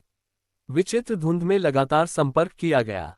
अथर्व की आंखें पतला हो गईं क्योंकि वह उस पर गौर से देखती थी, इस भयानक घटना को देखती थी जिसने सभी जीवित प्राणियों की रीढ़ को नीचे भेज दिया था। अथर्व, मैं आपके साथ विचित्र धुंध में जाऊंगा। जैस्मिन सीधे अथर्व के तेजी से परिभाषित चेहरे पर देखा, जो मनोज और अन्य उपस्थित लोगों के लिए बेखबर था। उसने धीरे से कहा, विचित्र धुंध भयानक है, लेकिन मैं आपके साथ अपने जीवन को जोखिम में डालने के लिए तैयार हूं। अगर हम जीवित हैं तो क्या आप मुझे एक बात का वादा कर सकते हैं? उसके शब्दों को सुनकर मनोज और देवराज मदद नहीं कर सके, लेकिन उसे खाली घूरते थे। अन्वी और भी अधिक हैरान था। उसका हाथ सहज रूप से एक हौंफने के लिए उसके मुंह को ढकने के लिए उड़ रहा था। अविश्वास में घूरने के साथ उसकी उज्ज्वल आंखें झिलमिलाती थीं। कुछ दिनों में उसने जैस्मीन को आत्मा के पौधों की कटाई के लिए पीछा किया। एवी ने महसूस किया कि जैस्मीन का दुनिया के दृष्टिकोण और आत्मा के पौधों के बारे में उसका ज्ञान असाधारण रूप से गहन स्तर पर पहुंच गया था। कुछ उसे चौथी दुनिया में मैच कर सकते थे। यह न केवल जैस्मीन की आत्मा पौधों के बारे में ज्ञान था, बल्कि खेती की तकनीकों और ऊपरी दुनिया के भूगोल में अद्वितीय अंतर्दृष्टि की उनकी उल्लेखनीय समझ भी थी, जिसने एनवीआई की प्रशंसा अर्जित की थी। इसने उसे अपनी बहन तन्वी की ओर से भी नाराज कर दिया। तन्वी की ईमानदारी और अथर्व के प्रति अच्छे इरादों के बावजूद उन्होंने बदले में कभी भी उसका जवाब नहीं दिया या उसका इलाज नहीं किया। इसके लिए कोई आवश्यकता नहीं है, अथर्व ने ठंड से इनकार कर दिया। जैसा कि उसने कहा, मुझे विचित्र धुंध के बारे में कुछ ज्ञान है, आपकी योजना जो भी हो, मैं आपकी मदद कर सकता हूँ। उद्धरण चिन्ह। अथर्व ने अपना सिर हिलाया और कहा, नहीं। अन्वी ने धीरे से कहा, बड़े भाई अथर्व, बहन तन्वी वास्तव में बहुत अच्छी है। वह अपना मुंह बंद करें। जैस्मिन एक ठंडे खर्राटे के साथ बाधित। अन्वी ने अपना सिर नीचे कर दिया, शिकायतों से भरा दिल। मनोज ने अपना गला साफ किया। तन्वी, ईमानदार होने के लिए मैं आपको नीचे देखता था। आपकी खेती की प्रतिभा औसत थी और आपके अलोफ अभिमानी डेमोनर ने मुझे आपको कुछ भी विशेष के रूप में देखा। हालांकि आपके हाल के कार्यों ने मेरा सम्मान अर्जित किया है, उन्होंने उदारता से प्रशंसा की। अथर्व से एक वादा सुरक्षित करने के लिए, अपने जीवन के साथ साहपूर्वक खुलने और जुआ खेलने के लिए। मनोज ने जैस्मीन को एक बड़ा अंगूठा दिया। इस बीच देवराज ने पेंगजिन को कंधे पर थपथपाया और झपकी ली। बच्चा, आपके पास कुछ वास्तविक कौशल है। अगर मेरे पास आपका आधा कौशल होता तो मैं पहले ही मीरा जैसी महिला के ऊपर जीत लेता। उसने वास्तव में उसकी प्रशंसा की। देवराज ने याद किया कि कैसे एक नशे में अताव ने दिव्य आत्मा शिवालय में प्रवेश करने से पहले शराब का एक जार मांगा था। इसके तुरंत बाद उसने खिड़की से छलांग लगाए, कपड़े बेदखल हो गए। नशे में रहते हुए वह युवा महिला का लाभ उठा सकता था, लेकिन फिर भी उसके लिए प्रतिबद्ध नहीं होगा। शांत होने के बाद उन्होंने अपनी ठंड और उदासीन प्रदर्शन को बनाए रखा। उन्होंने युवा महिला को बिना किसी विकल्प के छोड़ दिया, लेकिन एक साहसी जुआ में अपने जीवन को दांव पर लगाने के लिए सार्वजनिक रूप से उनसे एक वादा की मांग की केवल निर्दयता से खारिज कर दिया गया। देवराज के दिमाग में अथर्व एक हृदयहीन व्यक्ति था, जिसने अपनी भूख के एक बार दूसरों को छोड़ दिया था। इसके बावजूद युवा महिला ने एक उल्लेखनीय विनम्र प्रदर्शन को बनाए रखने के बजाय क्रोध या आक्रोश के किसी भी संकेत को दिखाने से इनकार कर दिया। मुझे कबूल करना चाहिए, मैं पूरी तरह से प्रभावित हूँ। देवराज ने अपने सिर को एक नई समझ के साथ हिला दिया कि उन्हें श्रेष्ठता का दावा करने के लिए अपनी वरिष्ठता पर पूरी तरह से भरोसा नहीं करना चाहिए। इसके बजाय वह अब अथर्व की पुस्तक से एक पेज लेने और आकर्षक महिलाओं के अपने तरीकों को सीखने का प्रयास करता है। विचित्र धुंध आ रही है। यदि आप लोग जल्द ही नहीं छोड़ते हैं तो ये हम सभी को संलग्न करेगा, अथर्व ने चेतावनी दी, भौंके बुना हुआ। अथर्व को पता था कि दुष्ट महिला तन्वी के शरीर में निवास कर रही थी। अथर्व को केवल उम्मीद थी कि वह शीघ्र ही प्रस्थान करेगी। उसके साथ विचित्र धुंध में घुसने का कोई इरादा नहीं था। हर कोई विचार में खो गया था जब एक भयावह दृश्य उनकी आंखों के सामने आया था। विचित्र धुंध क्लस्टर पर्वत चोटियों पर बह गई और काले ऑर्किड झील पर बंद हो गई। विशाल पहाड़ अचानक रेत की तरह उखड़ गए। पहाड़ों के ढहने की कोई गड़गड़ाहट दुर्घटना नहीं हुई। प्रत्येक शिखर को चपटा किया गया था क्योंकि ठोस चट्टानें ठीक पाउडर में बदल गईं और पेड़ों को केवल धूल में कम कर दिया गया। ये सब पूर्ण चुप्पी में हुआ। अथर्व और अन्य लोग अविश्वास में घूरते थे क्योंकि विशाल पहाड़ विघटित हो गए थे। एक चिल्हर किसी की रीढ़ की हड्डी में भाग गया। अतिक्रमण करने वाली विचित्र धुंध की भयानक शक्ति ने उनकी समझ के दायरे को पार कर लिया था। वे एक ऐसी ताकत नहीं कर सकते थे जो हजारों झांग लंबे पहाड़ों को लापरवाही से मिटा सके, और उन्हें पूरी चुप्पी में मिटाने के लिए अथर्व की खोपड़ी डर के साथ टिंगल हुई। अब वह समझ गया कि उसके पिता ने उसे एकांत पर्वत श्रृंखला के सबसे उत्तरी क्षेत्र में जाने से क्यों मना किया और उसे विचित्र धुंध के संपर्क में आने की अनुमति क्यों नहीं दी गई। Blackwater pond, central lake island और कीट घाटी के खतरे विचित्र धुंध के अपार आतंक की तुलना में कुछ भी नहीं थे। अथर्व, मैंने हमेशा आपको अपने भाई के रूप में माना है, लेकिन मैं बस आपके लिए अपने जीवन को जोखिम में नहीं डाल सकता। मनोज के दांत बंद हो गए और उसके पैर कमजोर महसूस हुए। भयानक विचित्र धुंध का सामना करना शैडो स्पेक्टर संप्रदाय के अरविंद का सामना करने के लिए अतुलनीय था। अथर्व, मैं आपको एक बार फिर से फंसाता हूं, विचित्र धुंध में उद्यम न करें। कृपया आप जो भी करते हैं अंदर मत जाओ। मैं बांस की बेड़ा तैयार करूंगा, हम तुरंत जा रहे हैं। देवराज को निष्क्रिय बकवास के साथ किया गया था। सेंट्रल लेक आइलैंड पर कोई और समय बिताने के लिए अनिच्छुक, उन्होंने चेतावनी दी, अगर विचित्र धुंध फैलती रहती है तो एकांत पर्वत श्रृंखला और शायद पूरे उत्तरी क्यूई गायब हो सकते हैं। यदि आप नहीं छोड़ते हैं तो आप बहुत अच्छी तरह से धूल के लिए कम हो सकते हैं। अथर्व ने शुरू में विचित्र धुंध में उद्यम करने की योजना बनाई थी। हालांकि इसके आतंक को देखने के बाद वह हिचकिचाया। उसकी आंखें संकुचित हो गईं क्योंकि वह विचित्र धुंध को देखती थी। ये किसी भी बाधा के लिए अभेद्य लग रहा था और लगातार करीब से आकर्षित किया। उन्होंने विचित्र धुंध में आंदोलन के लिए देखा। जब तक एक एकल जीवित प्राणी था, इसका मतलब था कि विचित्र धुंध में जीवित रहने का एक तरीका था। अथर्व तब नए सिरे से दृढ़ संकल्प के साथ अपने अन्वेषण के साथ आगे बढ़ सकते थे। दुर्भाग्य से कोई फर्क नहीं पड़ता कि उसने कितनी भी कोशिश की, उसकी टकटकी विचित्र धुंध की मोटी धुंध में प्रवेश नहीं कर सकती थी और वह ये नहीं देख सकता था कि उसके अंदर क्या हो रहा है। विचित्र धुंध चपटी पहाड़ी चोटियों के ऊपर से पार हो गई। उखड़ते हुए पहाड़ विचित्र धुंध की गहराई में गायब हो गए, जो शाश्वत चुप्पी और वीरानी का एक हिस्सा बन गया। विचित्र धुंध ने आखिरकार ब्लैक ऑर्किड झील के साथ संपर्क किया। ठोस बर्फ काले ऑर्किड झील में फैली हुई है। यह ऐसा था मानो विचित्र धुंध से बेहद ठंडी ऊर्जा ने पानी की अनुमति दी थी और तेजी से पूरी झील को जम कर दिया था। ओल्ड हान, वापस आओ। मनोज का चेहरा तुरंत पलट गया। विचित्र धुंध के डरावने से हैरान वह चिल्लाया, बांस की बेड़ा मत छुओ। इस बीच देवराज द्वीप के उत्तरी किनारे पर पहुंच गए थे, इस बात से अनजान थे कि ब्लैक ऑर्किड झील का पानी जम रहा था। क्या गलत?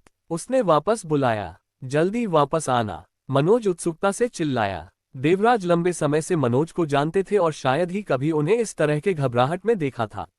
मनोज की आवाज में तात्कालिकता सुनकर देवराज ने बांस की बेड़ा को छोड़ दिया और जल्दबाजी में वापस छोटी पहाड़ी पर चले गए। छोटी पहाड़ी से ब्लैक ऑर्किड झील को देखते हुए वह आखिरकार मनोज की चिंता का कारण समझ गया। थोड़े समय में ब्लैक ऑर्किड झील का आधा हिस्सा सबसे उत्तरी बिंदु से जहां विचित्र धुंध सेंट्रल लेक द्वीप के उत्तरी किनारे तक पहुंचा, सतह से फर्श तक ठोस रूप से जमे हुए थे। बांस के बेड़ा देवराज ने स्थानांतरित करने का इरादा किया था, जो अब ठोस बर्फ में जम गया था। यह अब एक एम्बर में एक टिड्डी की तरह अटक गया था। यदि देवराज बांस की छत पर खड़ा था और अज्ञात ऊर्जा के संपर्क में आया था, तो वह एक बर्फ की मूर्तिकला में बदल गया होगा। ब्लैक ऑर्किड झील एक अजीब, अभी तक तीव्र गति से फ्रीज करती रही। चारों ओर मुड़ते हुए अथर्व ने देखा कि द्वीप के दक्षिण में पानी भी जमने लगा था। ये बहुत देर हो चुकी है, अथर्व ने कहा, अपने भौहों को बुनाए। ऐसा लगता था कि वे अब बच नहीं सकते थे। मुझे उम्मीद है कि ये द्वीप अप्रभावित रहेगा। इस बीच जैस्मीन ने विचित्र धुंध से तेजी से चिढ़ते हुए महसूस किया और कहा, यदि अत्यधिक ठंड केवल झील के पानी को प्रभावित करती है, तो हम कुछ समय के लिए इस द्वीप पर पकड़ बना पाएंगे। विचित्र धुंध का प्रसार वास्तव में काफी धीमा है। हमारे पास भागने का एक तरीका है। हर कोई अवचेतन रूप से अपने पैरों के नीचे द्वीप पर नजर रखता है। इसके अलावा सभी जीवित प्राणी विचित्र धुंध में प्रवेश करने वाले नहीं, उन पहाड़ों की तरह तुरंत धूल में बदल जाएंगे, जैस्मीन ने आश्वस्त किया। उसने शांति से समझाया, जहां तक मुझे पता है, केवल वे लोग जो विचित्र धुंध के स्रोत तक पहुंचने का प्रयास करते हैं, सीमा की दीवार तिरछी हो जाएगी। विचित्र धुंध की उत्पत्ति सीमा की दीवार से हुई। सीमा की दीवार के करीब विचित्र धुंध उतनी ही मोटी हो गई। इसके अलावा सीमा की दीवार दुनिया की संपूर्णता को घेरती है। जैस्मिन के अनुसार जब तक वे सीमा की दीवार तक पहुंचने का प्रयास नहीं करते थे, तब तक वे विचित्र धुंध के सबसे भयानक पहलू का सामना नहीं करेंगे। ऊपरी दुनिया की रहस्यमय महिला ने पहल की और एक उठी हुई आवाज में कहा, आप सभी अपनी सभी आत्मा पत्थरों को बाहर निकालें। पवित्रता कोई फर्क नहीं पड़ता। भयावह आत्मा मंदिर की दिव्य आत्मा पगोडा इस द्वीप से भागने की हमारी एकमात्र उम्मीद है। अथर्व ने भूतल पर प्राचीन क्लाउड थंडर सरणी को नष्ट नहीं किया। उन्होंने केवल आत्मा की आध्यात्मिक शक्ति को समाप्त कर दिया। यदि हम आत्मा के जैड को आत्मा के पत्थरों से बदलते हैं, तो हमारे पास द्वीप से उतरने के लिए पर्याप्त शक्ति हो सकती है। इसके साथ ही कहा, उसने दिव्य आत्मा पगोडा का मार्ग प्रशस्त किया। अनवी ने जैस्मीन का पालन करने में संकोच नहीं किया। उसने कहा, बहन तन्वी, मुझे आपकी मदद करने दो। हालांकि उनमें अशुद्धियां हैं, फिर भी मेरे पास बहुत सारे आत्मा हैं। यह उपयोग का हो सकता है। पुराने हान। मनोज ने अपनी आस्तीन से अपने स्थानिक कंगन को पुनः प्राप्त किया और देवराज को दे दिया। मेरी सभी आत्मा पत्थर अंदर हैं। इसे तन्वी में ले जाएं और उसकी बारीकी से निगरानी करें। ठीक है। देवराज ने मनोज से स्थानिक कंगन लिया और सीधे दिव्य आत्मा पगोडा की ओर बढ़े। किसी भी समय बर्बाद करने की हिम्मत नहीं की। केवल अथर्व और मनोज छोटी पहाड़ी के शीर्ष पर रहे। जैसा कि मनोज ने विचित्र मिस्ट के स्थिर दृष्टिकोण को देखा, घबराहट ने अपने रचित बाहरी के पीछे चीर दिया। एक व्याकुलता के लिए उत्सुक मनोज ने अथर्व की ओर रुख किया और कहा, तन्वी उतना बुरा नहीं है। आपका मानक बहुत अधिक है। क्या ये हो सकता है कि आपके मन में कोई और हो? उद्धरण चिन्ह। अथर्व ने अपना सिर हिला दिया। नहीं, जैसा कि उन्होंने बातचीत की, काले ऑर्किड झील की संपूर्णता ने ठोस जमे हुए थे, इसे बर्फ के एक बड़े पैमाने पर पारभासी क्रिस्टल में बदल दिया। जमे हुए झील चमकीली और निराशाजनक इलाके के विपरीत चमकती है। अध्याय 60। 3000 साल पहले प्राचीन शहर। अन्वी उस तरफ खड़ी थी क्योंकि उसने देखा कि उसने जैस्मीन को डिवाइन स्पिरिट पगोडा की पहली मंजिल में एम्बेडेड किया गया था। जैस्मीन ने ध्यान से उस आत्मा के पत्थरों के माध्यम से झिझकते हुए जो उसने अपने बगल में रखा था। इस बार जैस्मीन ने उसे कुछ भी करने के लिए नहीं कहा और इसके बजाय मामलों को अपने हाथों में ले लिया। अन्वी ने दिल का दर्द महसूस किया। उसके दिल में बहन तन्वी न केवल जानकार थी, बल्कि अविश्वसनीय रूप से बहादुर भी थी। फिर भी उसने अथर्व के हाथों अपमान को सहना जारी रखा। बहुत पहले नहीं, ये यहाँ था कि नशे में अथर्व। अन्वी ने खुद को धीरे से आहें भरी, फिर फुसफुसाया, बहन तन्वी, क्या यह उसके लिए इस तरह के महान अपमान को समाप्त करने लायक है? जैस्मिन ने अलग अलग गुणवत्ता वाले आत्मा पत्थरों को सरणी में एम्बेड करने के लिए एक अनूठी विधि का उपयोग किया। उसने अपना सिर नहीं उठाया क्योंकि उसने जवाब दिया, यह उस व्यक्ति पर निर्भर करता है। मैं मनोज जैसे किसी व्यक्ति पर दूसरी नजर डालने के लिए परेशान नहीं किया जा सकता है। हालांकि अथर्व इसके लायक है। अन्वी आश्चर्यचकित था, क्या वह अच्छा है? जैस्मीन ने इस बार अपने सवाल को स्वीकार नहीं करने के लिए चुना। देवराज ने हाथ में मनोज के भंडारण कंगन के साथ दिव्य आत्मा पगोडा में प्रवेश किया। मनोज के जैस्मीन के विश्वास को देखते हुए और अथर्व पर उसके निर्धारण, वह मदद नहीं कर सकता था, लेकिन अथर्व के प्रति श्रद्धा का संकेत देता है। तन्वी, आप इन आत्मा पत्थरों का उपयोग कर सकते हैं। देवराज ने उसके सामने बेहोश चमकती चौकोर आत्मा के पत्थरों को ढेर कर दिया। जबकि वे ऊपरी दुनिया के उन लोगों की गुणवत्ता से मेल नहीं खा सकते हैं, वे अभी भी चौथी दुनिया में शीर्ष पायदान पर विचार करते हैं। बस इसे वहां पर छोड़ दो, जैस्मीन ने अपना सिर उठाए बिना कहा। अपने हाथों में आत्मा के पत्थरों के माध्यम से छांटने पर ध्यान केंद्रित करते हुए वह जारी रही, आत्मा जेड्स के साथ दिव्य आत्मा पगोडा हमें तीसरी दुनिया में उड़ा सकती है। तीसरी दुनिया के शुद्ध आत्मा के पत्थर हमें चौथी दुनिया के माध्यम से ले जा सकते हैं। इस बीच अशुद्धियों वाले आत्मा पत्थर केवल हमें एकांत पर्वत श्रृंखला से बाहर ले जा सकते हैं। लेकिन हमें उपवास करने की आवश्यकता है। यदि हम किसी भी समय देरी करते हैं तो हम बचने में सक्षम नहीं हो सकते हैं। आप आत्मा पौधों की पहचान करने में माहिर हैं और अब आप सरणियों में भी महारत हासिल कर चुके हैं। स्टार रिवर एलायंस की शिक्षाएं वास्तव में व्यापक रही होगी, देवराज ने टिप्पणी की। उम्र की तरह लग रहा था के लिए मेहनत करने के बाद जैस्मिन आखिरकार रुक गया। उसने अपनी टकटकी से मिलने के लिए अपना सिर उठा लिया। एक मुस्कुराहट के साथ उसने कहा, स्टार रिवर एलायंस से अलग वास्तव में अन्य लोग हैं जिन्होंने मुझे अपना ज्ञान दिया है। हालांकि मुझे डर है कि मैं ये बता नहीं सकता कि वे कौन हैं। देवराज ने उसकी जांच करने की कोशिश की, भौंके बुना हुआ। वे उल्लेखनीय व्यक्ति होने चाहिए। जैसा कि किसी ने खुद को सरणियों में कुशल किया। देवराज ने उसे एक पल के लिए देखा और जल्दी से निष्कर्ष निकाला कि उन आत्मा पत्थरों के साथ जमीन को भरने की उसकी विधि सही थी। हालांकि घाटी में वापस निंग कबीले को स्पष्ट रूप से यिन एनर्जी सीलिंग सरणी से परेशान किया गया था। यदि वह सरणियों में कुशल है तो उसने इसे वापस नष्ट करने का प्रयास क्यों नहीं किया? देवराज हैरान था। तारांकन तारांकन तारांकन। छोटी पहाड़ी के शीर्ष पर अथर्व और मनोज कंधे से कंधा मिलाकर खड़े थे क्योंकि वे विचित्र मिस्ट के आसन दृष्टिकोण को देखते थे। अथर्व ने चुप्पी तोड़ दी। युवा मास्टर मिराज, जब मैं गहरे छेद से बाहर निकल गया तो मैंने उल्लेख किया कि मैंने काले कछुए के रक्तसार का अधिग्रहण कर लिया था। आपने मुझसे इसके बारे में क्यों नहीं पूछा? एबैक्लिया, मनोज ने पूछा। क्या आप मुझे ब्लैक टर्टल के रक्तसार के साथ परीक्षण करने की कोशिश कर रहे हैं? अथर्व ने अपना सिर हिला दिया। मुझे लगा कि आप मुझे इसके लिए व्यापार करने के लिए कुछ प्रदान करेंगे। मनोज की अभिव्यक्ति को कम कर दिया। एक पल के लिए चिंतन करने के बाद उन्होंने ईमानदारी से समझाया, जबकि काले कछुए का रक्तसार वास्तव में मूल्यवान है और मुझे कुछ चाहिए, मैं अपने मज्जा को साफ करने के लिए अन्य आध्यात्मिक सामग्रियों का उपयोग कर सकता हूँ। जब मैं लाल पहाड़ी संप्रदाय में शामिल हो जाता हूँ, ये केवल समय की बात है। हम तत्काल खतरे में नहीं हैं, इसलिए मुझे थोड़ी देर इंतजार करने के लिए चोट नहीं पहुंचेगी। अथर्व, क्या आप पत्थर के ढेर पर हमारी बातचीत को याद करते हैं? मैंने कहा कि खेती की प्रतिभा एक खेती करने वाले की भविष्य की सफलता का निर्धारण करने वाला एकमात्र कारक नहीं था। अथर्व ने सिर हिलाया। मुझे याद है। मेरिडियन उद्घाटन क्षेत्र में प्रवेश करने पर आपने 4 मेरिडियन खोले। मैं आपके आध्यात्मिक समुद्र की विशालता के बारे में अच्छी तरह से जानता हूं, और आपकी प्रतिभा एक है जिसे मैं भी ईर्ष्या करता हूं। मनोज चकित। जब मैंने आपको वापस आराम दिया तो यह इसलिए था क्योंकि मैंने पहले तीसरी दुनिया का दौरा किया और कुछ समय रेड माउंटेन संप्रदाय में बिताया। चौथी दुनिया में मैं, मनोज, एक खेती की प्रतिभा माना जाता है। हालांकि रेड पर्वत श्रृंखला में मैं कुछ खास नहीं हूं। रेड माउंटेन संप्रदाय के समान कई संप्रदाय हैं, जैसे कि रेडियंट सन संप्रदाय, star river alliance, blood moon संप्रदाय और भयावह आत्मा मंदिर। तीसरी दुनिया में मेरे कई साथियों ने मुझे पार कर लिया। उन शब्दों ने मैंने आपसे कहा था, किसी ने एक बार मुझसे भी कहा था। अगर मुझे आपकी प्रतिभा के कारण संकीर्ण मन से ईर्ष्या होती, तो हमारे ऊपर इतनी सारी प्रतिभाओं के साथ मैं पूरी तरह से ईर्ष्या के साथ दूर हो जाता। मैं दूसरों के साथ प्रतिस्पर्धा करने के लिए नहीं देख रहा हूं।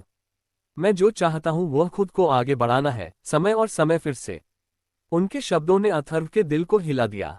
कोई आश्चर्य नहीं कि देवराज आपके साथ एक अच्छे संबंध हैं, अथर्व ने कहा। मनोज हंसा। हाँ, एक बार जब हमने कुछ और जीवन मृत्यु स्थितियों का एक साथ अनुभव किया है, तो हम भी भाइयों के रूप में करीब हो जाएंगे। अब संदेह को कम नहीं कर रहे हैं या एक दूसरे के खिलाफ पहरा रहे हैं। एक बार जब हम एकांत पर्वत श्रृंखला छोड़ देते हैं, तो आप चुन सकते हैं कि क्या मेरे मिराज कबीले में शामिल होना है या कहीं और जाना है। चिंता न करें, मैं आपको लाल माउंटेन संप्रदाय की परवाह किए बिना सलाह देने का वादा करता हूं। बेशक आपकी प्रतिभा के साथ लाल माउंटेन संप्रदाय का उल्लेख नहीं करने के लिए अन्य ऊपरी विश्व संप्रदाय आपके लिए उत्सुक होंगे। उद्धरण चिन्ह। इस बीच ब्लैक ऑर्किड झील पूरी तरह से जम गई थी, द्वीप के परिवेश को बर्फ की दुनिया में बदल दिया। अचानक गहरे छेद के बगल में झील से एक शानदार प्रकाश चमक गया। छोटी पहाड़ी के ऊपर खड़े होकर अथर्व और मनोज ने तुरंत उज्ज्वल चमक को देखा। एक जानने की नजर का आदान प्रदान करते हुए वे तेजी से द्वीप के किनारे पर उतरे और झील में सहकर्मी के लिए झुक गए। ब्लैक ऑर्किड झील अब एक विशाल बर्फ क्रिस्टल थी, जिससे उन्हें झील के नीचे तक देखने की अनुमति मिली। झील के निचले हिस्से में एक व्यक्ति ठोस बर्फ में घिरा हुआ था। व्यक्ति को नंगे छंटनी की गई और ब्लैक कछुए के अंग से जमे हुए खड़े हो गए। एक शानदार खगोलीय फीनिक्स छाप उसके माथे पर चमकती थी। खगोलीय फीनिक्स की उज्ज्वल चमक ने उसके शरीर को ढक दिया, जिससे उसे बर्फ में घिरे होने के बावजूद अपनी गर्दन को कठिनाई के साथ स्थानांतरित करने की अनुमति मिली। भुवन। दोनों ने एक साथ चिल्लाया। उन्हें उम्मीद नहीं थी कि भुवन से बच गए। इस पूरे समय झील के तल पर छिपा हुआ था। ये केवल विचित्र धुंध और काले ऑर्किड झील के ठंड के कारण था कि वह उभरने के लिए मजबूर था। कौन? बर्फ के नीचे एक मृग तृष्णा जैसा दृश्य धीरे धीरे दिखाई दिया। व्यापक सड़कों का गठन और प्राचीन पत्थर की इमारतें जमीन से बढ़ गईं। लंबे समय से पहले एक प्राचीन और राजसी शहर काले ऑर्किड झील के तल पर उभरा। प्राचीन शहर एक 8 ट्रिग्राम गठन एक में खड़ा था। यह अज्ञात था कि क्या ये वास्तविक था या केवल एक भ्रम था। वे जिस द्वीप पर थे वह इस 8 ट्रिग्राम गठन का केंद्र था। सड़कों को केंद्र से विस्तारित किया गया, दोनों तरफ पत्थर की इमारतों की पंक्तियों के साथ पंक्तिबद्ध। इस बीच जमे हुए भुवन बिना किसी निशान के गायब हो गए थे। यह ऐसा था जैसे वह नीचे के शहर द्वारा कुचल दिया गया हो। पूरे शहर को सफेद और सियान पत्थर की ईंटों का उपयोग करके बनाया गया था। सफेद ईंटों ने सड़कों को प्रशस्त किया, जबकि सियान ईंटों का उपयोग इमारत के निर्माण के लिए किया गया था। सब कुछ सावधानीपूर्वक व्यवस्थित किया गया था। हालांकि एक भी आकृति शहर की चौड़ी सड़कों पर घूमती नहीं थी। सियान ईंट की इमारतें समान रूप से बेजान थीं। पूरा शहर चुप्पी में घिरा हुआ था। शहर कहीं से बाहर दिखाई दिया था और अथर्व और मनोज की आंखों के सामने प्रकट हुआ था। इस जोड़ी को लगा कि वे अब वास्तविकता और भ्रम के बीच अंतर नहीं कर सकते हैं। इस समय अथर्व ने देखा कि विचित्र धुंध ने भी अपनी अग्रिम बंद कर दी थी। प्राचीन शहर की उपस्थिति विचित्र धुंध के रुकने से जुड़ी लग रही थी। मनोज को गूंगा था, अपनी आंखें अविश्वास में रगड़ते हुए, क्योंकि वह बर्फीले झील के नीचे शहर में घूर रहा था। उन्होंने कहा, मुझे लगता है कि मैंने पहले इस शहर के बारे में सुना है, लेकिन मैं इस समय इसकी उत्पत्ति को याद नहीं कर सकता। ये वास्तविक नहीं है। यह नहीं हो सकता है। मैं कई बार ब्लैक ऑर्किड झील में आया हूं और इस द्वीप के अलावा मैंने झील के हर कोने की खोज की है। झील के तल पर कोई शहर नहीं है। अथर्व ने पूर्ण निश्चितता के साथ कहा। अथर्व, इतना निश्चित नहीं है। आप विचित्र धुंध के रहस्यों से अनजान हैं। मनोज ने एक गहरी सांस ली और जारी रखा, विचित्र धुंध कुछ भी नहीं से कुछ बना सकती है। ये किसी भी क्षण इस तरह के शहर को पतली हवा में गायब भी कर सकता है। मनोज रुक गया। उसे लग रहा था कि उसे कुछ याद है। मुझे अब याद है, इसे 8 ट्रिग्राम सिटी कहा जाता है। 8 ट्रिग्राम सिटी 3000 साल पहले गायब हो गया था। मनोज ने अपने माथे को थप्पड़ मारा, क्योंकि उन्होंने कहा, अथर्व, ये शहर न तो चौथी दुनिया से है और न ही तीसरी दुनिया। मैं रेड माउंटेन संप्रदाय के अभिलेखागार में गया हूँ। मैंने विचित्र धुंध के रहस्यों का विवरण देते हुए एक स्क्रॉल से लगभग 8 ट्रिग्राम शहर पढ़े हैं। कौन? सफेद पगोडा अचानक गिर गया क्योंकि यह धीरे धीरे ऊपर की ओर तैरता था। अन्वी सफेद शिवालय के प्रवेश द्वार पर उत्साह से लहराया। हमने ऐसा किया। Big brother Miraj, big brother Peng, यहाँ आओ। हम अब इस द्वीप से उड़ सकते हैं। उसके पीछे देवराज ने मनोज पर मुस्कुराया और कहा, स्वर्ग कभी भी सभी रास्तों को नहीं काटता है। ओल्ड हान, 8 ट्रिग्राम सिटी, जो 3000 साल से खो गया था, ब्लैक ऑर्किड झील के नीचे दिखाई दिया है। मनोज जोर से चिल्लाया। सफेद शिवालय से नीचे कूदने के लिए अन्वी के सामने कदम रखने के बाद देवराज ने लगभग ठोकर खाई जब उन्होंने मनोज के शब्दों को सुना। वह गूंगा था। 8 ट्रिग्राम सिटी, दूसरी दुनिया से एक। 8 ट्रिग्राम सिटी। जैस्मिन का आश्चर्यचकित रोना सफेद शिवालय के भीतर से बाहर निकला। सफेद पगोडा तुरंत अथर्व और मनोज की ओर बढ़ गया। अध्याय 61, मिरर टनल। अब फ्रोजन झील के क्रिस्टल क्लियर बर्फ के नीचे एक शानदार शहर नश्वर दुनिया में फिर से प्रकट हुआ। 3000 साल तेजी से सर पर दौड़ते हुए शहर के आलिंगन से हर जीवित आत्मा को दूर ले गए और शहर को अज्ञात के दायरे में अकेले खड़े होने के लिए छोड़ दिया। एक प्राचीन शहर जो 3000 वर्षों से खो गया था। टुबरव का दिल झील के नीचे शहर में चमत्कार करते हुए कांप गया। वह ये नहीं बता सकता था कि इस तरह का शहर कैसे गायब हो सकता है। शहर झील के तल पर चुपचाप खड़ा था, समय बीतने से अछूता प्रतीत होता है। इसकी सड़कों पर प्राचीन बनी हुई थी, जैसे कि पत्थर की ईंट को नई रखी गई थी, और दीवारें धूल के एक धब्बे के बिना चमकती थीं। शहर दूसरी दुनिया से आता है, जहां यह एक बार आकाश के बीच लंबा खड़ा था। ये 3000 साल बाद ब्लैक ऑर्किड झील में क्यों दिखाई दिया? अथर्व ने आश्चर्यचकित किया। एक अचानक एहसास ने उसे मारा। विचित्र धुंध। अथर्व की आंखें विस्मय में चौड़ी हो गईं क्योंकि उन्होंने प्राचीन शहर से अपनी टकटकी को गतिहीन, घने ग्रे धुंध में स्थानांतरित कर दिया। क्या विचित्र धुंध ने खोए हुए प्राचीन शहर को सामने लाया और इसे ब्लैक ऑर्किड झील के तल पर प्रोजेक्ट किया? हर कोई लापरवाही से कार्य नहीं करता। जैस्मिन की आवाज को दिव्य आत्मा शिवालय के भीतर से सुना जा सकता है, जो हवा में अस्थिर रूप से मंडराता है। अथर्व ने अपने सिर के ऊपर सफेद पगोडा तैरते हुए देखा। वह गुप्त रूप से चकित था। उसे उम्मीद नहीं थी कि वह वास्तव में दैवीय आत्मा पगोडा की मरम्मत कर सकती है, जो कि आत्मा के पत्थरों के साथ है जो हर किसी के हाथ में था। स्वोश। वोबिंग व्हाइट पगोडा धीरे धीरे अथर्व और मनोज की टकटकी के नीचे ऊपर की ओर तैरता रहा। जैस्मिन की सुंदर आकृति को सफेद पगोडा की 5वीं मंजिल की खिड़की से देखा जा सकता है, जो काले ऑर्किड झील पर नीचे की ओर झुकता है क्योंकि उसकी उज्ज्वल आंखें चिंतन में चमकती हैं। जैसा कि अथर्व ने उसे देखा, उसने देखा कि उसकी आंखें प्रकाश के अनगिनत धब्बों के साथ झिलमिलाती लग रही थी जब वह विचार में खो गई थी। मनोज अभी भी लंबे समय से खोए हुए प्राचीन शहर की उपस्थिति के सदमे से उबर रहा था। वह शहर में निश्चित रूप से घूरता रहा और जैस्मिन की उपस्थिति से बेखबर रहा। विचित्र धुंध ने अपनी अग्रिम को रोक दिया है और एक लंबे समय से खोए हुए प्राचीन शहर ने झील के तल पर बेवजह दिखाई दिया है, जैस्मिन ने धीरे से कहा। उसने विभिन्न कोनों से शहर का सर्वेक्षण करने के लिए झील पर मंडराने के लिए सफेद शिवालय को नियंत्रित किया। डगमगाता हुआ सफेद शिवालय तेजी से स्थिर हो गया। इस बिंदु पर उसे करने की जरूरत थी, वह अताव और मनोज को लेने के लिए सफेद पगोडा को कम कर रहा था। वे विचित्र धुंध से पहले फिर से चले जाने से पहले अजीब काले ऑर्किड झील को छोड़ सकते थे, लेकिन उसने ऐसा नहीं किया। थोड़ी देर के लिए आकाश से अवलोकन करने के बाद उसने सफेद शिवालय को द्वीप के ऊपर रुकने के लिए निर्देशित किया। अथर्व के पिछले उदाहरण के बाद उसने इनायत से खिड़की से बाहर छलांग लगाए और अथर्व और मनोज के सामने हल्के से उतरी। मनोज, आप 8 ट्रिग्राम शहर के बारे में कितना जानते हैं? जैस्मीन ने पूछताछ की। संक्षेप में विचार करने के बाद उन्होंने जवाब दिया, मैं केवल ये जानता हूं कि यह एक प्राचीन शहर है जो कभी दूसरी दुनिया का हिस्सा था। यह दूसरी दुनिया की सीमा की दीवार के पास एक क्षेत्र में रहता था। एक दिन विचित्र धुंध अप्रत्याशित रूप से फैल गई और पूरा शहर बिना किसी निशान के गायब हो गया। मैं कभी भी दूसरी दुनिया में नहीं गया, इसलिए मैं विवरण से परिचित नहीं हूं, उन्होंने भेड़िए को जोड़ा। देवराज और अनवी ने सफेद शिवालय के भीतर से शानदार शहर भी देखा था जब यह आकाश में चढ़ गया था। वे दोनों समान रूप से दृष्टि से चकित थे। विचित्र धुंध को आगे नहीं बढ़ना चाहिए, जबकि 8 ट्रिग्राम शहर झील के नीचे है, जैस्मीन ने कहा।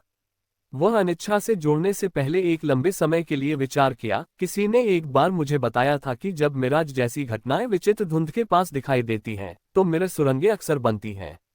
एक दर्पण सुरंग ब्लैक ऑर्किड झील की सतह पर कहीं न कहीं बनेगी।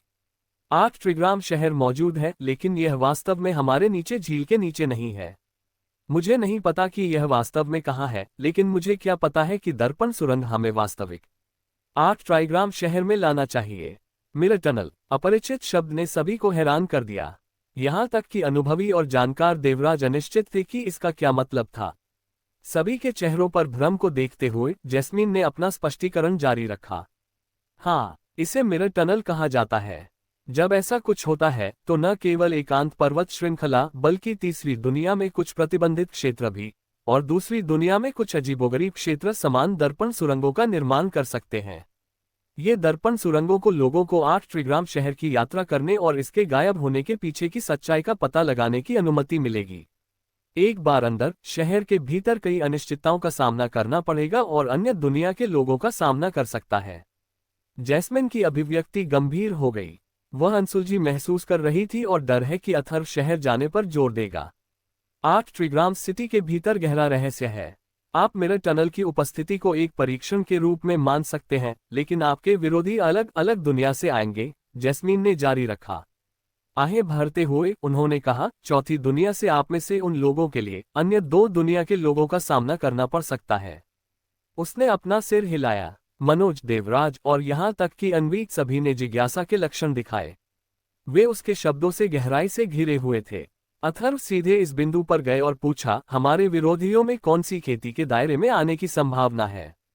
दर्पण सुरंग में प्रवेश करने के लिए खेती के दायरे पर एक ऊपरी सीमा है। चूंकि यह चौथी दुनिया में भी दिखाई दिया था, ऊपरी सीमा मज्जा सफाई क्षेत्र है। आप मज्जा सफाई के दायरे पर खेती के दायरे के साथ किसी का सामना नहीं करेंगे, जैस्मीन ने आत्मविश्वास से पुष्टि की। सबसे मजबूत मज्जा सफाई क्षेत्र के ऊपर नहीं होगा। अथर्व ने एक गहरी सांस ली। आंखें एक उग्र विस्फोट में प्रकाश डाल रही थीं। उनके दृढ़ लुक को देखकर जैस्मीन ने आह भरी। वह जानती थी कि वह शायद अब उसे नापसंद नहीं कर पाएगी। मनोज मुस्कुराया। अथर्व, तीसरी दुनिया और दूसरी दुनिया के क्षेत्र की खेती करने वाले मज्जा हमारी दुनिया में उन लोगों से पूरी तरह से अलग स्तर पर हैं। उनकी खेती के तरीके, आत्मा कलाकृतियां और यहां तक कि उनके संसाधन हमारी बेतहाशा कल्पनाओं से परे हैं।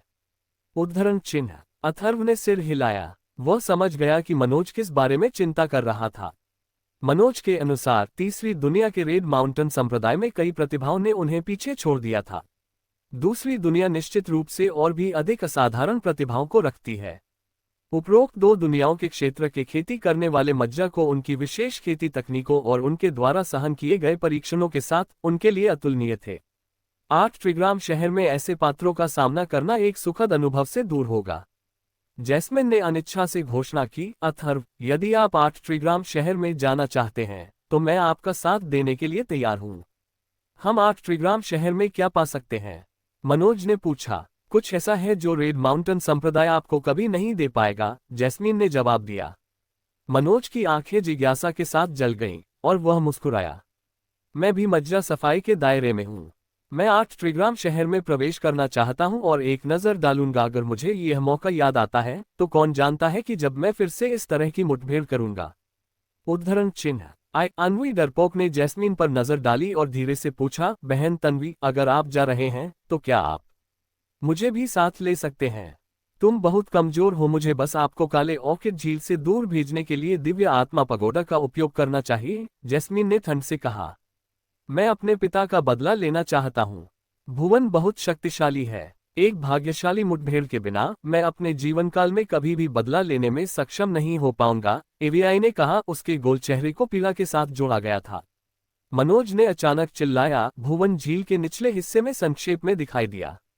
वह 8 ट्रिग्राम शहर में चला गया हो सकता है। वह ऐसा लगता था कि वह काले कछुए के अंगों में से एक के पास छिपा हुआ था और 8 ट्रिग्राम शहर के उभरने पर पहले से ही झील के तल पर था। इससे पहले कि मनोज भुवन की उपस्थिति का वर्णन कर सके, अथर्व ने हस्तक्षेप किया, मैं 8 ट्रिग्राम शहर में प्रवेश करूंगा। जैस्मीन की आंखें असहायता की भावना से चमकती थीं। हालांकि उसने उसे नापसंद करने की जहमत नहीं उठाई और पूछा, एनी, क्या आप चाहते हैं कि मैं आपको भेज दूं? अन्वी ने उसके सिर को हिला दिया।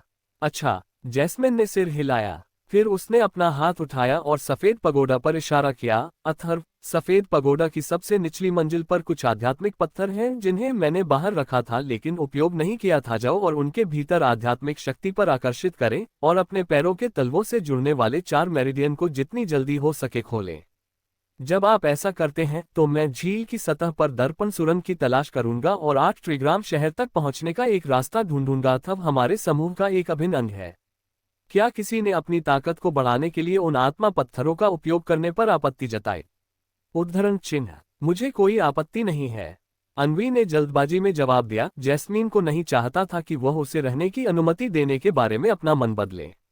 एक उत्साहित मनोज सिकुड़ गया और मुस्कुराया। मुझे नहीं लगता कि 8 ट्रिग्राम शहर में आत्मा के पत्थरों की कमी होगी। जैस्मिन के होठों ने मजाक के संकेत के साथ कल किया। उसने उस पर नजर डाली जैसे कि एक देश के बम्पकिन को देखते हुए और कहा, दूसरी दुनिया के 8 ट्रिग्राम शहर के बारे में कई किंवदंतियां हैं, उन सभी ने खेती की सामग्री के ढेरों का उल्लेख किया है। उद्धरण चिन्ह, जल्दी करो और दिव्य आत्मा पगोडा में जाओ, सभी के कीमती समय को बर्बाद मत करो। मनोज चकित हो गया क्योंकि वह चंचलता से अथर्व को हिलाता था। अथर्व सफेद शिवालय की ओर बढ़े। आप सभी तैयार हो जाओ, मैं 8 ट्रिग्राम शहर के प्रवेश द्वार की तलाश करूंगा। जैस्मीन द्वीप के केंद्र से सुसंगत रूप से दूर चला गया। वह क्रिस्टलीय झील की सतह पर कदम नहीं था और द्वीप के किनारे पर भटक गया। युवा मिराज, चलो एक निजी चैट है, देवराज ने कहा, मनोज को एक तरफ खींचते हुए क्योंकि वह जानबूझकर एवीआई से बचता था। उन्होंने चुपचाप आत्मा पौधों और जटिल सरणियों के अचानक ज्ञान तन्वी के बारे में अपने संदेह को आवाज दी। हाँ, मैंने देखा कि कुछ समय पहले कुछ बंद था, मनोज ने एक नोट के साथ सहमति व्यक्त की। ये ठीक है, हमें बस सावधान रहना होगा।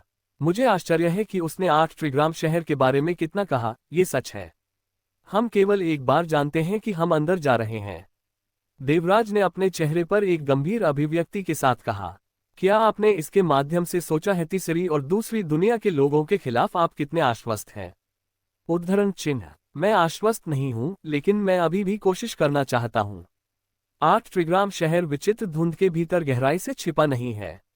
इससे डरने के लिए क्या है? ठीक है, तो ये बूढ़ा आदमी आपके साथ होगा। तारांकन तारांकन तारांकन। सफेद पगोडा की सबसे निचली मंजिल पर अथर्व ने आत्मा के पत्थरों पर चारों ओर देखा और उस स्थान पर लौट आए जो वह पहले खेती करने के लिए इस्तेमाल किया था। जब उन्होंने खेती की स्थिति में प्रवेश किया तो 8 ट्रिग्राम शहर के बारे में सभी विचलित करने वाले विचारों ने तुरंत अपना दिमाग छोड़ दिया। आध्यात्मिक शक्ति की किस्में अलग अलग अशुद्धियों के साथ मिश्रित, शुद्ध और परिष्कृत होने के लिए अपने दांता में बह गए। पहले के विपरीत इस बार आध्यात्मिक शक्ति पवित्रता और घनत्व में काफी हीन थी। हालांकि वह समझ गया कि यह सबसे अच्छा था जो वह उसके साथ कर सकता था। यहां तक कि जैस्मीन अपनी संसाधनशीलता के साथ कुछ भी नहीं से कुछ नहीं कर सकती थी। सफेद पगोडा को वापस आकाश में स्पिरिट जेड्स के बिना प्राप्त करना पहले से ही काफी उपलब्धि थी। तारांकन तारांकन तारांकन। रात का गहरा अंधकार एक बार फिर से उतरा और इसके साथ पूर्वाभास की भावना। जमे हुए काले ऑर्किड झील चौथी दुनिया की रात में चमकीली झिलमिलाती थी। झील के नीचे शहर से प्रकाश आया। 8 ट्रिग्राम शहर ने झील की सतह के नीचे उज्ज्वल रूप से चमकते हुए काले ऑर्किड झील के भयानक वातावरण को रोशन किया। केवल केंद्र में द्वीप अंधेरे में डूबा हुआ था। मनोज, देवराज और एएनवीआई ने 8 ट्रिग्राम शहर के असामान्य दृश्यों का अवलोकन किया। अचानक उन्होंने प्रकाश के छोटे डॉट्स को देखा, जैसे कि फायरफ्लाइज 8 ट्रिग्राम शहर के किनारों पर दिखाई देते हैं। प्रकाश के ये छोटे डॉट्स 8 ट्रिग्राम शहर की चकाचौंध वाली सड़कों के माध्यम से चले गए, जो अपने केंद्र की ओर बढ़ रहा है। इनमें से कुछ रोशनी एक दूसरे से टकरा गई जैसे कि भयंकर मुकाबला में लगे हुए थे, और उनमें से कुछ कभी कभी बुझाते थे। मनोज ने एक भान उठाई और चिल्लाया, लोग पहले ही प्रवेश कर चुके हैं।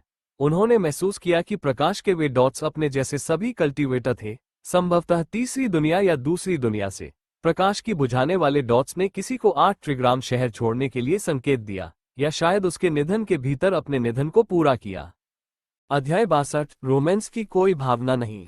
देवराज की अभिव्यक्ति अंधेरा हो गया, 8 ट्रिग्राम शहर के भीतर छिपे हुए आसन खतरे को महसूस करते हुए। वह जानता था कि शहर में प्रवेश करने के साथ केवल संकट और अनिश्चितता आएगी। युवा मिराज, क्या आप सुनिश्चित हैं कि आप पुनर्विचार नहीं करना चाहते हैं?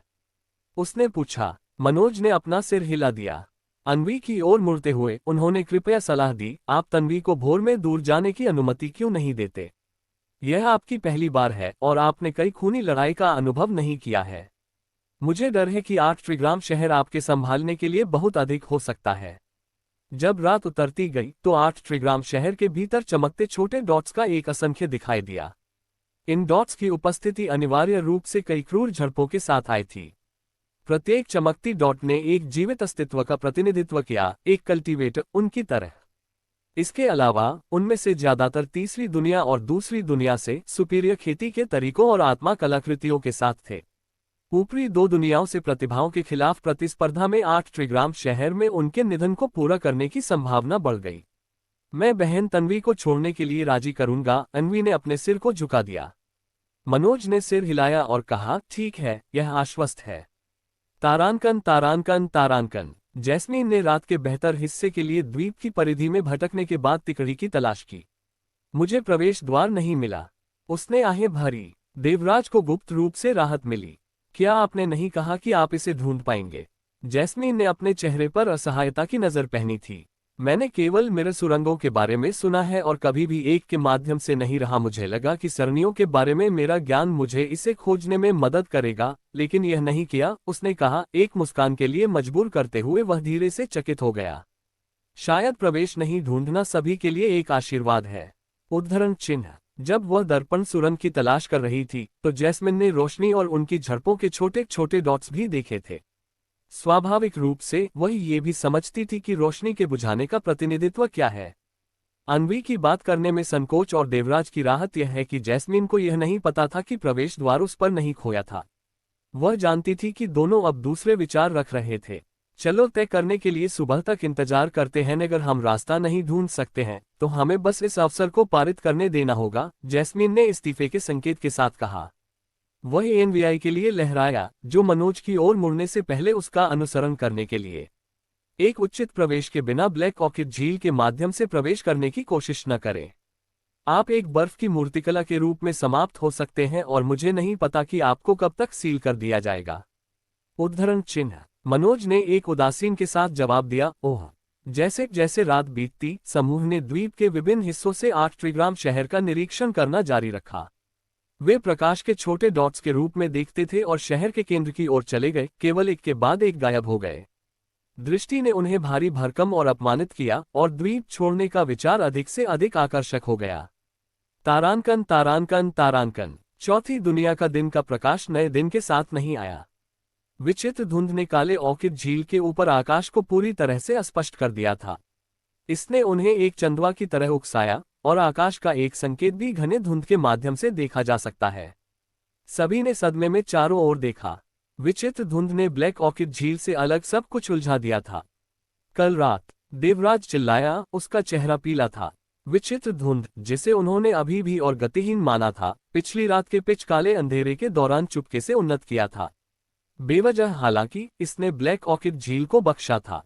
इस बिंदु पर विचित्र धुंध ने उन्हें घेर लिया था, उन्हें द्वीप पर फंसाया। यहां तक कि अगर वे अब दिव्य आत्मा पगोडा को सक्रिय करते हैं तो ये केवल उन्हें विचित्र धुंध में उड़ जाएगा। वे संभवतः अब कहां भाग सकते थे। ऐसा ही हुआ था जैसे उन्होंने छोड़ने के विचार का मनोरंजन किया था। उन्होंने खुद को गूंगा पाया और एक नुकसान में अपने अगले कदम के बारे में अनिश्चित।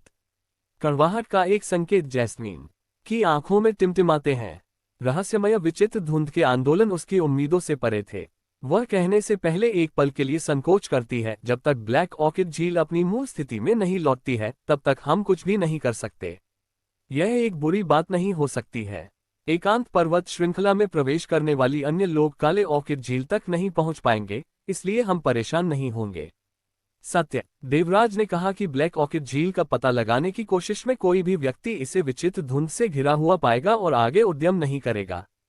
कुछ समय बीतने के बाद हमारे कबीले के लोग शायद सोचेंगे कि हम दोनों की एकांत पर्वत श्रृंखला में मृत्यु हो गई। मनोज मुस्कुराया और अपना सिर हिला दिया। चीजें बस दिलचस्प हो गईं। चलो अथर्व की प्रतीक्षा करते हैं। शायद वह 8 त्रिग्राम शहर में प्रवेश करने का एक रास्ता खोज सकता है, जैस्मीन ने सुझाव दिया। देवराज और अन्वी को अचंभित कर दिया गया। अथर्व, मनोज की आंखों में एक विचारशील रूप दिखाई दिया। तारांकन तारांकन तारांकन। मंद दिन चुप्पी में पारित हो गया। चौथी दुनिया के पहले से ही मंद दिन के उजाले को अस्पष्ट करने वाले विचित्र धुंध के साथ दिन को रात की तरह अधिक महसूस हुआ। केवल एक बार पूर्ण अंधकार सेट हो गया था और वे अब अपने हाथों पर उंगलियों को भी नहीं देख सकते थे। क्या उन्हें एहसास हुआ कि रात वास्तव में उतर गई थी? ब्लैक ऑर्किड झील और 8 त्रिग्राम शहर से उज्ज्वल प्रकाश अंधेरे में चकाचौंध और उज्ज्वल दिखाई दिया। इस प्रकार ये केवल द्वीप के किनारों पर था कि वे एक दूसरे के चेहरे को टार्च या प्रकाश के अन्य स्रोतों पर भरोसा किए बिना देख सकते थे। 8 त्रिग्राम शहर की सीमाओं के साथ प्रकाश के नए डॉट्स दिखाई दिए। खेती करने वालों के नए बैच रात के बाद प्रवेश कर गए थे। ऐसा लगता है कि हमें रात में प्रवेश करना होगा, देवराज ने एक नई समझ के साथ कहा। तारांकन तारांकन तारांकन। उसी रात अथर्व आखिरकार सफेद पगोडा से बाहर आ गए। वह 2 रातों और 1 दिन में रुके थे, अपने भूतल पर सरनी का उपयोग करते हुए अपने अन्य 4 मेरिडियन को सावधानीपूर्वक खोलने के लिए। यहां तक कि उन्होंने अपनी बांस की टोकरी के भीतर आत्मा के पत्थरों को भी हटा दिया। उनका आध्यात्मिक सागर अब अपनी क्षमता के 1/4 हिस्से से भर गया था। सफेद पगोडा से बाहर निकलने से पहले उन्होंने द डिवाइन कॉलड्रॉन कला के पोषण की सामग्री को याद किया। फिर एक फ्लिंट के एक फ्लिक के साथ उसने इसे जला दिया, इसे राख में कम कर दिया। क्यूई के पोषण में दर्ज की गई खेती की विधि दिव्य कालड्रॉन कला में केवल पहले 6 स्थानों को शामिल किया गया था, जो आत्मा संघनन क्षेत्र में समाप्त होता है। आत्मा के पत्थरों के कम होने के साथ उनकी बांस की टोकरी अब केवल बांस की बांसुरी थी। इस प्रकार उन्होंने इसे पीछे छोड़ने का विकल्प चुना और केवल ड्रैगनवुड भाला लिया। सफेद पगोडा से बाहर निकलते हुए अथर्व ने महसूस किया कि रात किसी भी तरह की तुलना में गहरी थी जो उसने पहले कभी देखा था। आकाश इतना अंधेरा क्यों है? यह इतना अंधेरा था कि वह सीधे सफेद पगोडा के सामने वस्तुओं को बाहर नहीं कर सकता था। दूरी में आगे बढ़ते हुए उन्होंने काले ऑर्किड झील की सतह से एक उज्ज्वल चमक देखी। रात में द्वीप के पूर्ण अंधेरे ने केवल झील की चमक को और अधिक प्रमुख बना दिया। अथर्व, जैस्मिन का चिल्लाना पहाड़ी के ऊपर से गूंज रहा था। वह पहाड़ी पर इंतजार करने के बजाय मनोज और अन्य लोगों के साथ द्वीप के किनारे पर नहीं थी। यद्यपि द्वीप अंधेरे में घिरा हुआ था, सफेद शिवालय की बेहोश चमक ने अपने आसपास के क्षेत्र को थोड़ा रोशन कर दिया। इसलिए उसने अथर्व को उस पल को देखा जो वह उभरा। उस समय अंधेरे सियान प्रकाश के कई धागे भौतिक थे। द्वीप काले कछुए के खोल पर था और प्रकाश के ये धागे अंतरिक्ष में दिखाई दिए, जहां एक बार काले कछुए का सिर था। इसके सिर को जादुई रूप से गहरे सियान लाइट इंटरवॉव के धागे के रूप में जीवन में लाया गया था। इसकी रूपरेखा को अस्तित्व में स्केचन किया गया था। ये प्रकाश और रहस्यमय अन्य शक्ति का एक सम्मिलन था। 8 त्रिग्राम शहर का प्रवेश द्वार। जैस्मीन चिल्लाया, नवगठित ब्लैक टर्टल के सिर को घूरते हुए। एहसास ने उसे मारा। ये सही दिखाई देने के बाद अथर्व सफेद पगोडा से बाहर निकल गया। उसके टकटकी को वापस अथर्व में बदलते हुए उसने अपनी छाती से निकलने वाली एक क्षणभंगुर चमक देखी। जैस्मीन का दिल तेज हो गया। जब उसने जैस्मीन की आवाज सुनी तो अथर्व ने अपने कांसे लटकन को गर्म महसूस किया। तन्वी, उसने बाहर बुलाया, उसका आंकड़ा देखने में असमर्थ। उसने पास से उसकी नर्म कॉल सुनी थी, लेकिन उसके सटीक स्थान को इंगित नहीं कर सका। सफेद पगोडा की चमक बेहोश रूप से अथर्व की आकृति को रोशन करती है। हालांकि जैस्मिन डार्क हिल के शीर्ष पर खड़ा था और नहीं देखा जा सकता था। यह मैं हूं, जैस्मीन ने जवाब दिया, उसे इकट्ठा करते हुए। उसने अपनी आवाज को स्थिर किया और कहा, यहां आओ और मुझे ढूंढो। ठीक है। अथर्व उसकी आवाज की ओर बढ़े। जैस्मीन एक बार फिर पहाड़ी के ऊपर से चिल्लाया, मनोज, देवराज, सिर अंधेरे सियान प्रकाश की ओर। अथर्व और मैं वहां आपके साथ फिर से संगठित होंगे। उद्धरण चिन्ह। तीनों ने मूल रूप से छोटी पहाड़ी पर चढ़ने का इरादा किया था, लेकिन जैस्मीन के चिल्लाने पर रुक गया। एक बार जब उन्होंने डार्क सियान लाइट को देखा तो मनोज और अन्य लोगों ने जल्दबाजी की। पूर्ण अंधेरे में अथर्व ने अपनी दिशा में नेविगेट करते हुए मनोज को जैस्मीन के निर्देशों को सुना। जब उसने अब जैस्मीन की आवाज नहीं सुनी तो उसने सावधानी से पूछा, तुम कहाँ हो? जैस्मीन ने जवाब नहीं दिया। आप कहाँ हैं? अथर्व ने अपनी आवाज उठाई। चिंतित है कि उसके साथ कुछ हो सकता है, उसने अपनी अनुमानित दिशा में जल्दबाजी की। अचानक अथर्व ने महसूस किया कि एक नाजुक और शांत शरीर उसकी बाहों में गिर गया है। एक परिचित आकृति ने उसे पिचकाले अंधेरे में कसकर गले लगा लिया, इससे पहले कि वह पहुंच सके। यह मैं हूं, अथर्व ने पकड़ा और पीछे हट गया। मैंने आपको बाहर बुलाया, आपने जवाब क्यों नहीं दिया? मैं चाहता था कि आप आकर मुझे ढूंढें। जैस्मिन की बाहें एक सांप की तरह अथर्व की गर्दन के चारों ओर कुकली हुई। उसकी सांस लिली की तरह बदबू आ रही थी। जैसा कि उसने कहा, आप मुझे अस्वीकार करते रहते हैं। मैं ये देखना चाहता हूं कि क्या आपका दिल वास्तव में पत्थर से बना है। वह साहपूर्वक चूमने के लिए झुक गई। न तो वह और न ही अथर्व एक दूसरे को अंधेरे में देख सकता था। उसके चुंबन ने अथर्व की नाक के खिलाफ ब्रश किया, फिर जब उसने अपना सिर घुमाया तो उसके गाल पर उतरा। हताशा में वह एक पक्षी की तरह अथर्व के चेहरे पर पैक करती थी। स्क्रैम! अथर्व ने उसे जलन में धकेल दिया और उसके उठने का इंतजार किए बिना वह चला गया। आप झटका, आपको रोमांस का कोई मतलब नहीं है। जैस्मिन अपने बट पर उतरा और उसकी हताशा को शापों की एक स्ट्रिंग के साथ उतारा। हार की एक मजबूत भावना ने उसके दिल को भर दिया। एक बार, दो बार, तीन बार। अथर्व द्वारा बार बार खारिज किए जाने के बाद वह मदद नहीं कर सकती थी, लेकिन खुद पर संदेह कर सकती थी। वह सोचती थी कि क्या उसने अपना आकर्षण खो दिया है। वह एक बार ध्यान का केंद्र था। उसकी सुंदरता अद्वितीय थी और उसका नाम एलियोर का पर्याय था। अनगिनत बकाया पुरुष पानी में गोता लगाने और उसके लिए उग्र आग में कूदने के लिए तैयार थे। वह अब तक कैसे गिर सकती थी? तन्वी की सागर के चेतना में असली तन्वी की भावनाएं निराशा और नाराजगी से सुन्न हो गईं। उसके शरीर को ऐसा लग रहा था कि यह आगे और उससे दूर बह रहा है। वह कल्पना नहीं कर सकती थी कि अगर वह अपने शरीर को नियंत्रित करती रही तो बुरी महिला को क्या करना होगा। ये सब इसलिए है क्योंकि आप बदसूरत हैं, है ना? ऐसा कोई तरीका नहीं है कि वह मुझे धक्का दे देगा अगर मैं उसे अपनी असली उपस्थिति और शरीर के साथ संपर्क कर सकता हूं। जैस्मीन ने खुद को तर्क दिया। उसने तन्वी पर दोष दिया क्योंकि उसने कहा, आप सिर्फ एक बदसूरत लड़की के साथ एक बच्चे के शरीर के साथ थे, लेकिन आपने खुद को ये सोचकर बेवकूफ बनाया कि आप सुंदर थे। यहां तक कि एक चांदी की थाली पर पेशकश की कोई भी आपको नहीं चाहता है। उद्धरण चिन्ह। जैस्मीन के ताने से लगभग प्रेरित पागल, तन्वी चिल्लाया, मैं आपसे भीख मांगता हूं, मुझे पीड़ा देना बंद करो। बस मुझे पहले ही मार डालो।